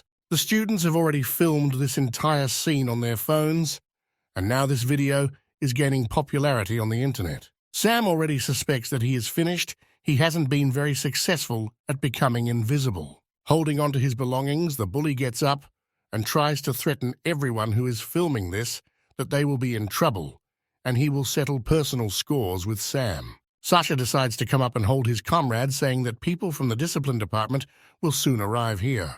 Sam is not afraid of accusations against him, since there is evidence on video surveillance cameras that he was attacked first, and he was only defending himself. The comrade is worried that from the point of view of the department, all 4 were knocked down, and Sam was left without a single scratch. Even if he is telling the truth, he will also receive punishment, although not serious. The hero still doesn't understand what he did, to which Sasha explodes and says that this bully Gilbert Mulligan has considerable powers, and the fact that he did not let a person of a rank above him pass is punishable by law. The most severe punishment that can be imposed on him is expulsion and compensation for medical expenses. Sam thanks him for the information and decides to look at the unread messages. But since such a case occurs, he decides not to read them further, but simply confirm all the acts sent to him at once. From the messages, it is clear that he is being promoted to a low-ranking position and that money transfers are pouring in from various foundations. Sasha watches as a creepy smile appears on his friend's face. The senior student also decides to ease Sam's situation a little and offers to help Gilbert escort him to the first aid station and dissuade him from making a mountain out of a molehill in this situation. He says that he will forget about this if Sasha apologizes to them all on her knees and pays everyone moral damages. Sam approaches them and thanks the young man for his help, but he assures that he is able to solve his problems himself. He suggests that Gilbert tell the department everything, but not blame him for not giving him a chance. Mr. Mulligan looks down on his rival and says that Sam will regret his words. A representative of the department scolds the guys because they have not yet passed all the entrance tests, but have already violated the rules, and now they will be punished. He orders to send everyone to the department and interrogate everyone, to also take video from surveillance cameras and restore the event to interview witnesses, students, and teachers. Gilbert does not miss the opportunity to show off his rank here either. He tells how he simply asked to give way to him, but they refused him, and in addition, they attacked him. The inspector makes sure that his rank is genuine, and in this case, he really has the authority. He can tell everything in his own words, and he will not be interrogated. Gilbert is jubilant and asks Sam if he has any courage left. But the young man puts on a calm face, turns to the representative, and mentions that he has the authority of ALD rank, who also takes advantage. Gilbert begins to laugh hysterically, trying to catch his rival in a lie. The representative himself doubts that a freshman can have a low D rank. This is impossible. He himself worked for many years to get the credentials to a high E rank, and for a low D rank, hundreds of points are needed. After checking the data, the representative confirms that Sam Levins is not lying, but has a low D rank. He will now be asked to write a report and send it to the discipline department, and is also in contact if he has problems. Gilbert can't believe his ears that this all turned out to be true. The department representative introduces himself to students as Tim Shah and asks everyone to be mindful of following discipline rules. The hooligans leave along with representatives of the discipline department, having clearly lost this war. The teacher from the screen asks everyone to stop making noise and declares that they will start the assessment again. Sam is finally able to pass the test, and the observer even rewards him for the work he has done. In the next test, the teachers took care of the young man because they mistook him for a descendant of heroes. They even turned a blind eye to the fact that he was late for taking the test. After passing the test, Sam heads to the registration and payment office, where the employee says that his average grade is average C rank.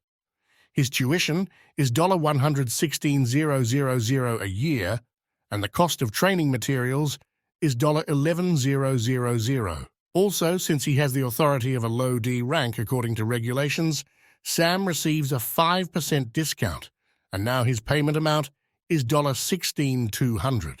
In the hall behind the protagonist, they begin to whisper that perhaps this is the young man who fought back against Gilbert Mulligan. Sam hears these conversations and does not like that he is mistaken for a descendant, some kind of hero. The employee finishes and tells the main character that the reception procedure was successful. Having received the documents, he sees a message on his watch from teacher Annabelle. She invites him to come to her at the Genetics Research Institute. This was just right for the young man. He wanted to thank her for the special quota for recruiting students, which raised his rank. Entering the professor's office, Annabelle invites Sam to sit down. There are 3 reasons why she called him to her, but the young man ignores everything because he cannot take his eyes off the girl. Noticing his gaze on her, she threatens to transfer him to the insight class. Mr. Levins admits that she is so beautiful and temperamental that if he looks at her for a long time, he might lose consciousness. Hearing his words, she just sighed deeply, because what can one take from a young guy? Annabelle repeats that there are 3 reasons, the first of which the Mayor's Defense Command sent a letter of apology and asked to give it to him. Sam doesn't understand the point of sending him an apology.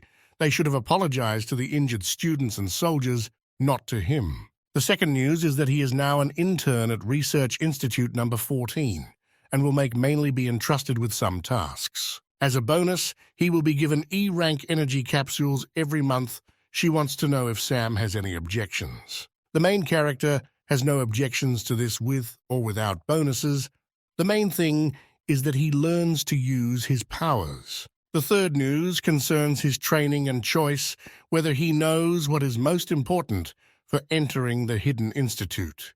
To be precise for this, there must be mental strength, and the use of any of their abilities is based on mental strength. Moreover, it itself is a genetic ability. Annabelle takes out metal balls and throwing them makes them fly throughout the office. But there is a small peculiarity when flying, they do not touch anything. The teacher says that enough development of mental strength is not inferior to the unique abilities of an exceptional type. Human research has discovered countless secret cultivation methods and their types. Genetic Base also has a secret method called inner vision. Going outside, He suspects that his teacher knew that he himself has inner vision. She also mentioned that anyone who is able to sense the smallest things has inner vision. However, only a small number of genetically modified people and gradually named mutants are able to possess. Its students using this unique method discover an average of 15 gene base points, but they can be either useful or useless, plus there are various side effects. This news makes Sam a little happy because in fact everything depends on luck. Annabelle corrects him, saying that this is not entirely true before it could be compared to playing roulette, but after 100 years, humanity has developed safer methods of awakening genes. The main character also wants to find out if their type has something else besides internal vision.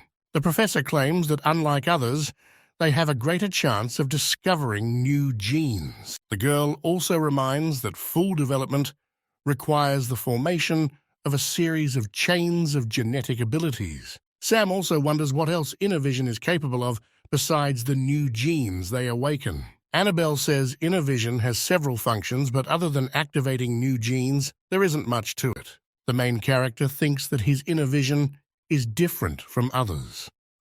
The teacher gave him these training methods to practice. Walking towards his room in the corridor, he again bumps into his now comrade Sasha. He comes into the room with him to talk about something. While the young man is unpacking his purchases, he notes that their rooms are much better than their old ones. Sam hands him a can of cola and says that Sasha can speak directly to him as it. Turns out they contacted Sasha, introduced the Migan family, and they asked for all the problems to go away. They also talked to Sasha's father, and now he has no opportunity to refuse them. The Mulligan family enjoys authority in government circles in Koto.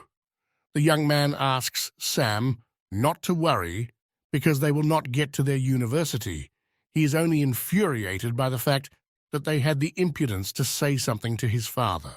Also, there is not exactly enmity between their family because no matter how you look at it, the Migan family has enemies all over the world. Sasha just wants his comrade to be as careful as possible with them. Bad thoughts immediately enter the main character's head about what will happen if he tries to chew this family apart. Sasha thinks that if he puts pressure on them, they could be expelled.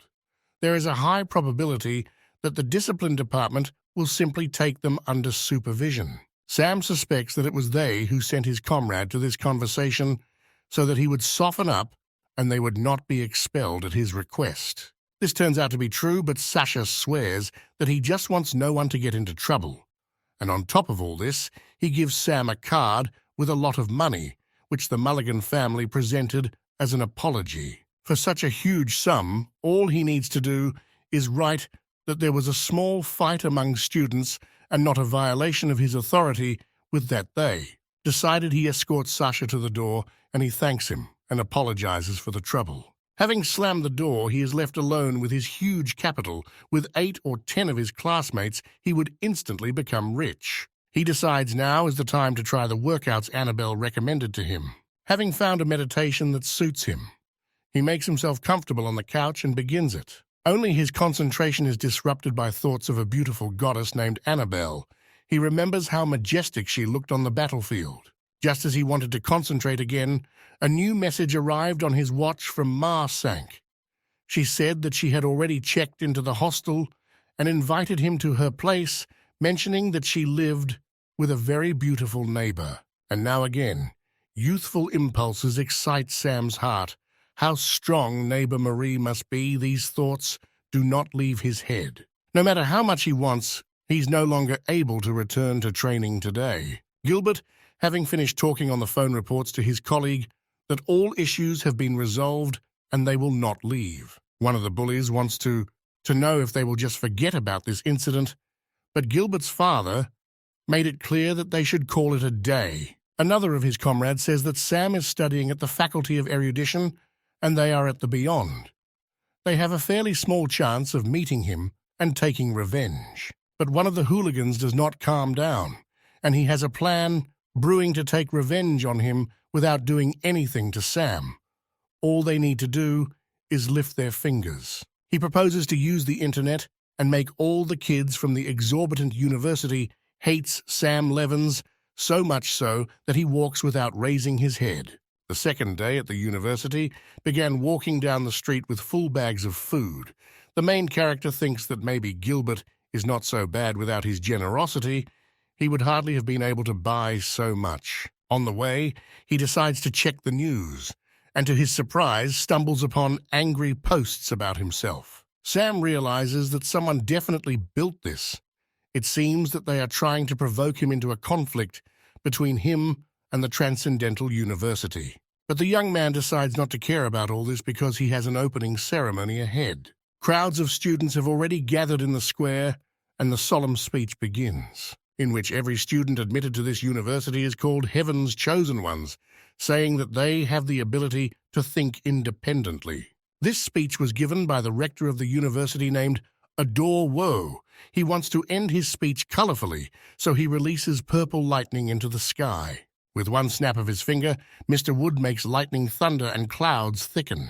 From such impending bad weather, all students' ears begin to block. Then the lightning abruptly disappears somewhere, and the students see again a clear sky with no signs of an approaching hurricane. One of the students notices that there is still something in the sky and shouts for everyone to pay attention to it. At that moment, a man descends from the sky like lightning, and everyone for some reason immediately takes him for Superman and begins to chant. But it just turns out to be their rector named Tom, even if he is outrageous. But today he agrees to be a Superman for the students. As the crowd cheers, Rector Ador declares the ceremony over. Here comes the time of long school days in the first couple of this year. A teacher named Seus North introduces himself to his new students. For the next couple of years, he will teach them spiritual power, training the basics of the hidden type theory and the basic practices of the hidden type. He also notes the horn on his head, which has already attracted the attention of the students. Seus says that this is a consequence of an error during training, and if among the students there are those who want to get a pair of horns, then he allows them to sleep on the pairs. From his speech, Sam understands what Annabelle's teacher was saying about useless genes at the base point. Having said the preface, the teacher suggests starting today's lesson and orders the assistants to distribute the teaching materials. Seus reminds them that they should all know that spiritual power is core to the hidden type. Now they will begin the first lesson on her training, pointing to the flask. He tells that this technology is needed to accumulate and test this power in the initial and middle stages. The material in the bottle is extremely rare. He orders everyone to pick up the instrument and focus on it, saying that they must give it their all because this is the only way they can improve their spiritual power. First of all, you should focus your gaze inside the bottle and then feel with all your might what is inside it. Seus reminds that the first time will be a little difficult. The main thing is not to worry, but to slowly pour in your spiritual strength. He just wanted to tell what would happen if he rushed in this matter when a loud explosion rang out across the entire audience. The bottle exploded right in the hands of Sam, who clearly did not imagine his first day of school this way. Cyrus takes the student to his office, treats his wounds, and asks how the man is feeling. Sam replies that everything is fine, and the teacher notes that he saw his name in the audition class magazine. Surprisingly, the professor is pleased with his result the first pair, and he has already blown up the flask, which is already quite talented. He also says that Sam would be better off with 20 gam stones instead of 1 or 5 gam stones. The same story repeats with Seus as with the other teacher. He again offers a special quota so that Sam goes to him.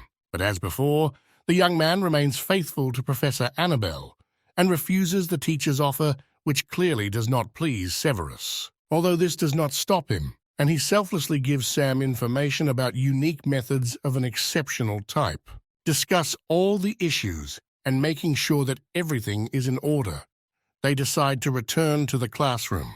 Meanwhile, heated discussions are taking place in the class about what caused the explosion and what the teacher is now doing with the careless student. Sam enters the classroom and, returning to his seat, sighs sadly because initially he wanted to live an inconspicuous life, and now he has gotten himself into something again. Seus also returns to his place and says that the practical part of the lesson will now begin for this he calls his assistant.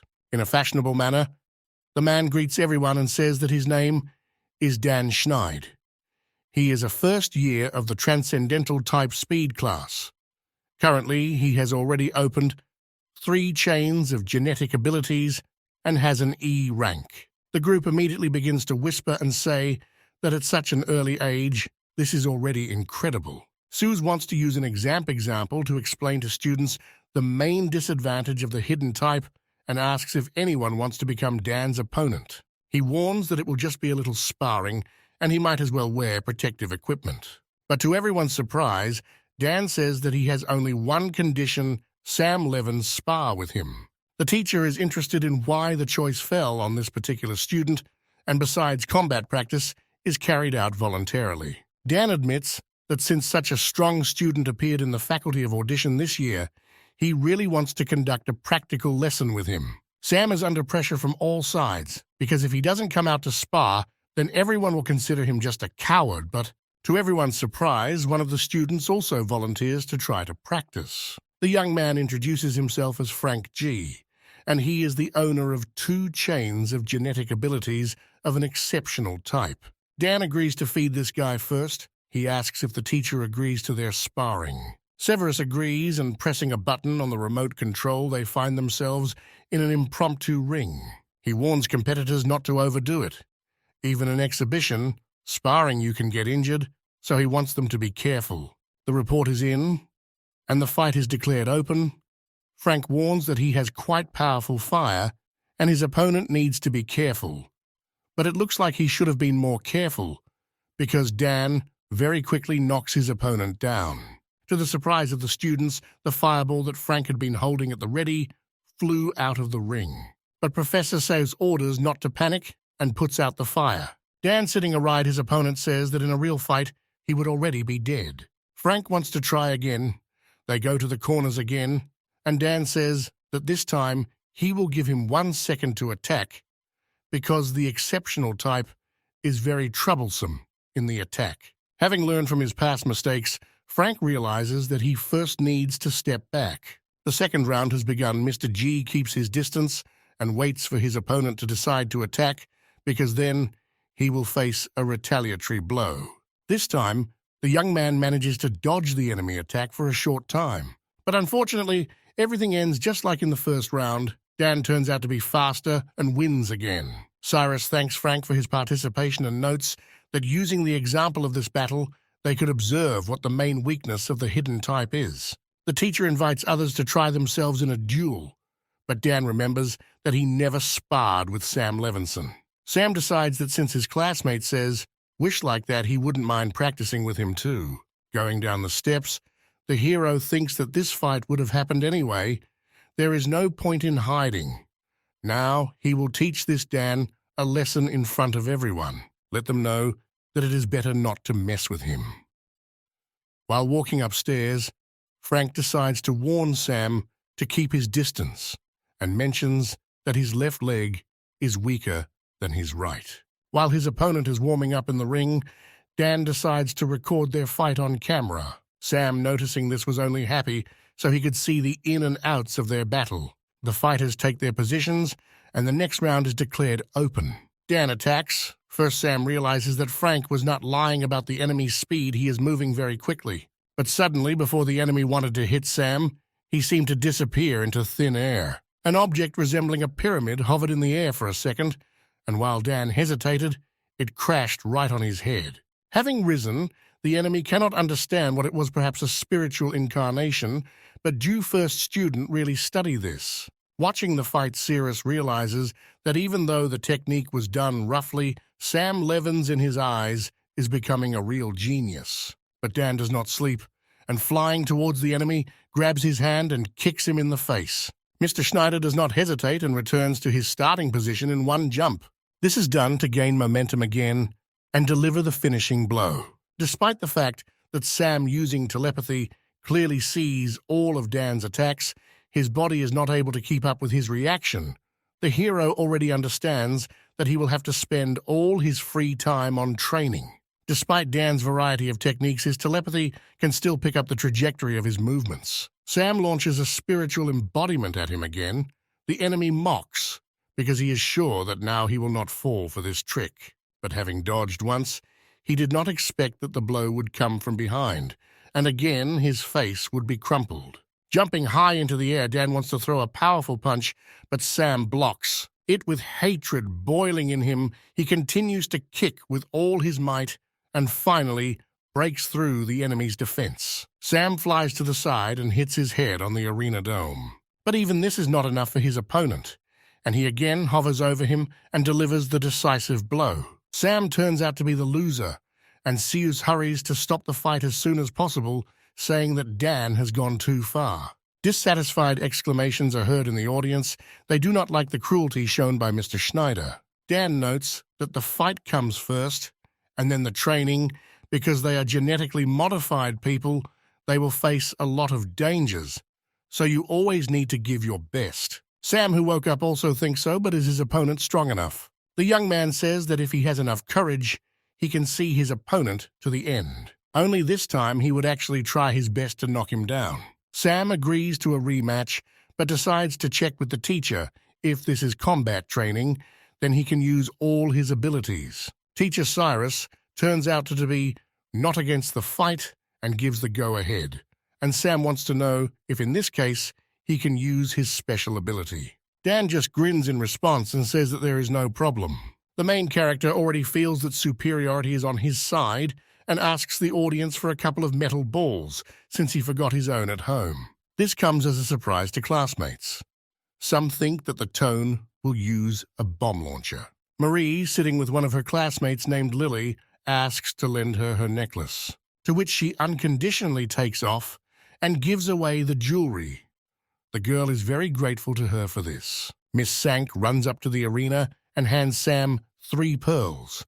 The young man says that this should be enough for him. He warns his opponent that he has already spared him twice, but if this time they really fight to the fullest, then he should be more careful. But behind this mask of confidence, Sam actually fears that Dan's speed is too fast, and there is a good chance that the enemy will dodge his balls, so he must find a way to increase his throwing.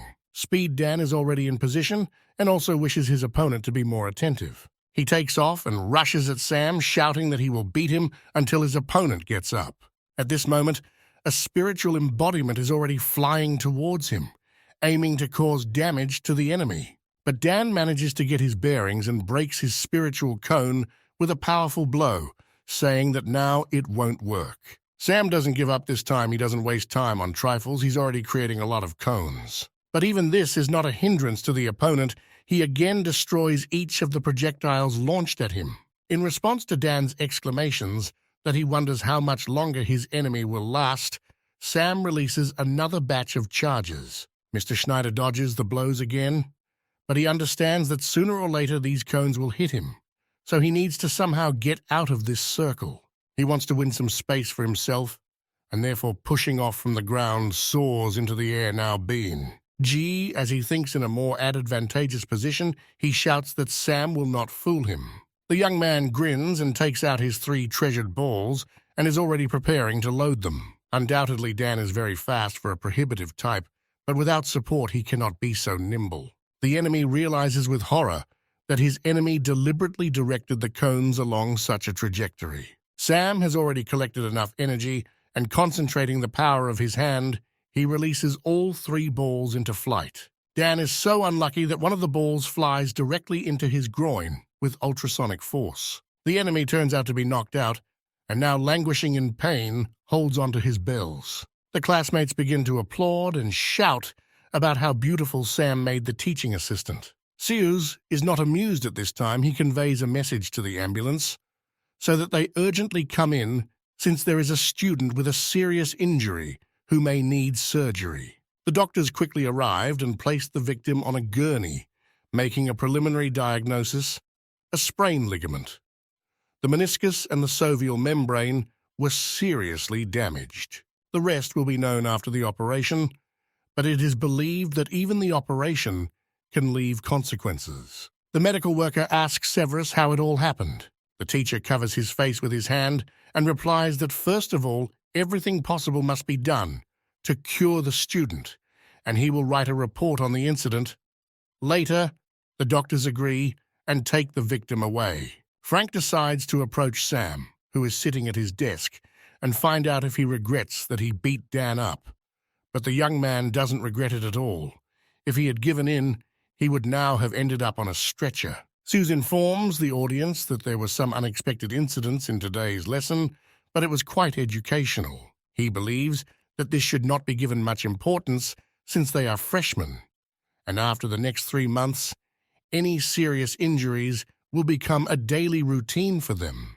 And of course, their university provides professional medical care, so students don't have to worry. The teacher announces that the class is over and now he will send them homework. At the same time, students were glued to the screens of their tablets where videos had already appeared of how an upstart from an out-of-this-awe institute was beaten during a combat exercise. Sam is finally back in his room and can take a breather. During this day, people had already started making fun of him on the internet because of Gilbert's handout. The young man blew up the flask in a steam match, and the end was a duel with Dan Schneider. Suddenly, a notification from his roommate arrived on his watch. It turned out to be a list of house rules which regulated how much and when to clean what is forbidden to wash in a machine, when you can bring guests, and who is not allowed under any circumstances. At the moment of reading this boring list, an unfamiliar young man entered the room asking the hero from the threshold if he was Sam Levins. This young man turned out to be his roommate, a third-year student named Liam Assar. Sam says hello and thinks to himself how handsome his neighbor is, who is also a university idol. Liam immediately says that if his neighbor does not agree with the rules, then they will need to go to the manager and change his room. But the main character turns out to agree to the conditions prescribed to him. Looking at his new neighbor, Liam notices that the young man looks rather shabby and wants to know if he is injured. Sam reluctantly reveals that he got hurt during combat practice today. The elder immediately interrupts him and points out to the hero that he looks like a squeeze lemon, and he is afraid that he will not survive even a 3-month period of protection. The main character remembers that teacher Seuss mentioned something about a 3-month period. Liam decides to give his new neighbor some healing ointment and recommends using it when changing the bandage. The young man thanks him and asks him to tell him more about the 3-month period that he himself mentioned. Mr. Assar grins, folds his arms over his chest, and says that Sam really doesn't know anything. Every genetic evolution university encourages students to improve with each other. Here University is no exception. Those who come out on top in the competition will receive more training resources. Every year, a list of the 100 best students comes out. First place is the Dragon. The top 10 are the Tigers. For each place, a separate reward is given. Sam is surprised to see a D-rank energy capsule because it's $100,000 out of the blue. Liam says that the so-called 3-month protection period means that the freshmen will not be bothered by competition for 3 months, but after 3 months, the competition will be completely open. But there are especially gifted guys like Sam who strive to break the rules of the university. The main character does not quite understand what they are talking about. The older neighbor says that every year, because of the competition, students get seriously injured, become disabled and expelled, and sometimes die. This is not uncommon. Heading towards the exit, Liam says goodbye that Sam has already become a target, so now no one is interested in his problems, and if he wants to survive, he must train properly. Left alone, the hero thinks about everything he heard. He assumed that it would be difficult to get along with the elder, but he never expected that Liam would be a man with a sharp tongue and a soft heart. But his words about the target worry Sam about how things could have turned out this way. At the very least, Gilbert and Dan have a grudge against him. But one way or another, these show-offs have already been filmed, and he was at least able to learn about their strength. All these thoughts give him the idea to look at the training methods that Master Cirrus gave him.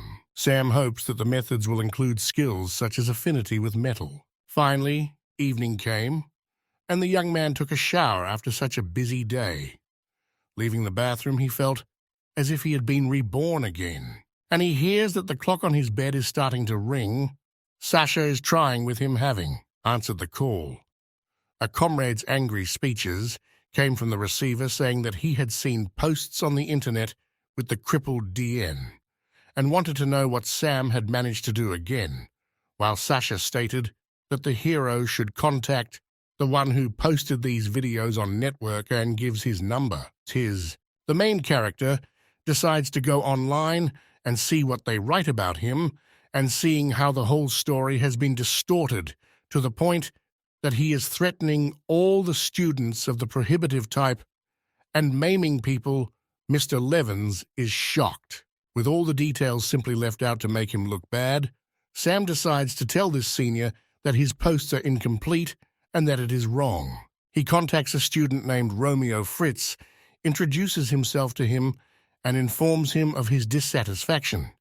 He wants the students to see the whole truth as it really was, to which the senior student asks if Sam wants to settle everything.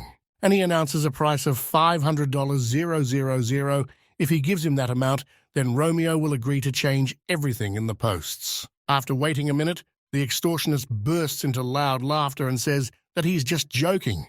He would not dare to rob a poor student, and in general there is nothing wrong with his posts. Romeo sees no reason to change them. Sam, hearing this, tries to shame the senior student because Mr. Fritz is a public figure, and how can he think that it is right to spread false rumors? Romeo points out that Dan Schneid really wasn't mutilated, by Sam asks him to point out where the author lied, and says that he's too busy and the call will end there. Having completed the call, Romeo leans back in his chair and laughs at how naive young people can be. Sam remains unhappy after such a tense conversation. His enemy turned out to be really cunning. His loopholes cannot be recorded. The hero comes up with the idea that he can try to complain about his work, but at the same time, he understands that Romeo can continue to work on other conspiracies, and this way, he will not get rid of the infection. But still, some measures need to be taken, and Sam begins to get ready, thinking that since his opponent did not want to be kind, then he should not blame him for his rudeness. At such a late hour, he decided to go to the discipline department, entering the foyer and being greeted by the secretary. Just as he wanted to communicate his desire to write a complaint, the head of the department, Tim Scam, who was already familiar to him, entered the foyer to find out what was happening here. Sam reports that someone was using the university's website for blackmail and extortion. Tim confirms that these are very serious violations. He already roughly knows what the matter is. But now he needs to go to a meeting, and the head promises that after a while he will take up this matter. Mr. Scam orders the secretary to block Romeo Fritz's account first, and mentions that further punishment will be handed down after the meeting. By this time, an extraordinary meeting of the Kia University of Genetic Evolution had already begun. Rector Ador wants to know if everything is in place. He has reported that with the exception of Tim Scam and several committees who have gone on assignments, everyone is here. The reason for their meeting today is two students, Sam Levins and Dan Schneider Ador, knows that everyone is already aware of the events and asks everyone to express their opinion. The deputy dean of Stormhold decided to speak out first. He believes that Sam acted extremely harshly with Dan crippling him, so Levinson needs to be given a serious punishment. Helia Schaffer, on the contrary, believes that this was an ordinary combat training and Dan himself provoked the young man while also brutally attacking his opponent. Moreover, Sam restrained himself twice and his contract was justified. Vice Record. Tom repeats that the problem is not a counterattack, but that he crippled Dan. Deputy Information Department Denver believes that the young man should not be punished too harshly, but he certainly cannot be left without punishment. Salvatore Haynes believes that Sam Levins had bad intentions. The bad thing is that he took the fight tape. Because of this, they had a problem. So the Office of Academic Affairs believes that this young man should bear the main responsibility. Adore listened to all the deputies and managers and now wants to find out what teacher SAS thinks about this. Sweating with excitement, he admits that he too is responsible for this incident because he did not follow their fight. Theo loses his temper and begins to shout at the professor because he has a huge responsibility. And after what happened, he did not reprimand Sam, but allowed the situation to develop further. In addition, he should have immediately contacted the information department of the Hidden Institute and posted the full video of the battle on the internet. But due to his negligence, such a commotion occurred. Adore thinks that Cyrus wanted to glorify the student of his institute. But first of all, he should support the students and not engage in conflicts for personal gain. The director also wants to know, after they finish, the opinion of his colleagues on what to do with Severus. Opinions are divided. Some believe that the teacher is to blame, but Sam should not go unpunished. Tom suggests giving them a warning for the future. Adore asks the question, if the students of their university do not want to resist the deliberate humiliation of their rivals, then why are they teaching? Then he bursts out with a speech that even if those students who resist are punished, will other students maintain the spirit of resistance in the face of powerful enemies of the future? The rector suggests that ceased take on the main responsibility regarding other students. Let the teachers of their respective faculties limit themselves to educational conversations. All those present fully agreed with his decision. Towards the end of the meeting, Tim approached Adore and brought him a completed full report on the incident. Having glanced over the report, the rector throws the tablet with it to Denver and asks him to look at it for himself, because he did not expect that this could happen at their university. Adore says that a student named Romeo used his popularity to blackmail and extort money. 3 cases were confirmed, and the video itself is in the Denver Information Department. The head of the university offers Denver to go to the front instead of the director if he copes with his duties so poorly. Meanwhile, Romeo taunts Sam because the freshman thinks that if his number is blocked, he won't be able to do anything. Hearing knocks behind the door, he decided to go up and open it. A man appeared from behind the door, handing the senior student his ID. Having mentioned his name, the people introduced themselves as employees of a special department of the Intelligence Department. They had an order to arrest Romeo for extortion and blackmail, and they asked him to go with them. A scream is heard in one of the dorm rooms early in the morning. It turns out that all the videos that the students filmed were deleted, and they will now not be able to make money from it.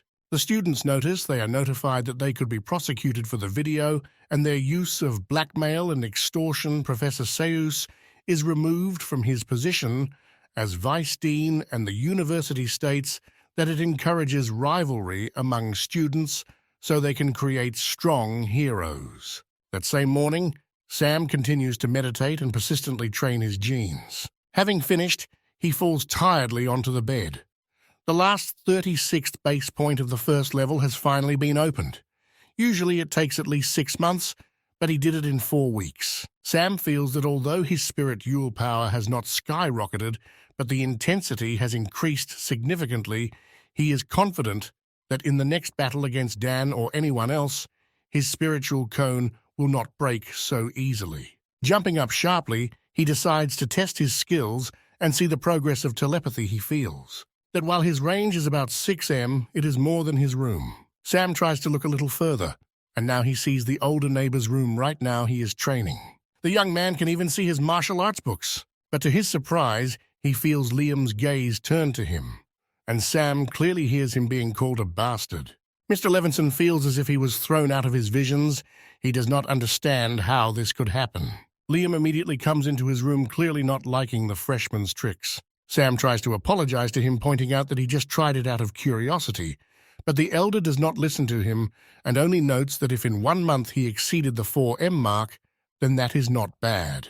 But he still warns him that the freshman must be careful, of otherwise he will receive a response for any negligence. The main character swears to him that he will be extremely careful from now on and after. Hesitating awkwardly, He wants to find out what genetic abilities Liam has. The senior student declares that he not only has genetic abilities, he has an ancient martial art called Lion's Roar. Adjusted to his gene points, this art is capable of resisting telepathy. Sam is surprised he is hearing about this for the first time.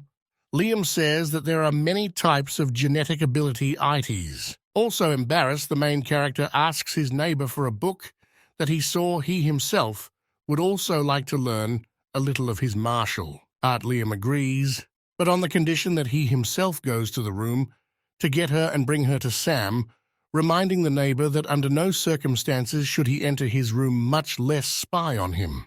The hero willingly agrees to everything. As a result, the books ended up in his possession, and he began to read them all day long. Even if it was a busy street, he did not miss the opportunity to pick up a book and start studying a new martial art for him. While sitting in a class on audition, the book also did not leave his hands. The knowledge from there was really useful now. He, for example, learned how great practices were reduced to ordinary meditation. After reading about this, Sam even felt a little nostalgic because his dad taught him to meditate. He only remembered that during meditation, a person should be completely relaxed. Take deep breaths or something like that.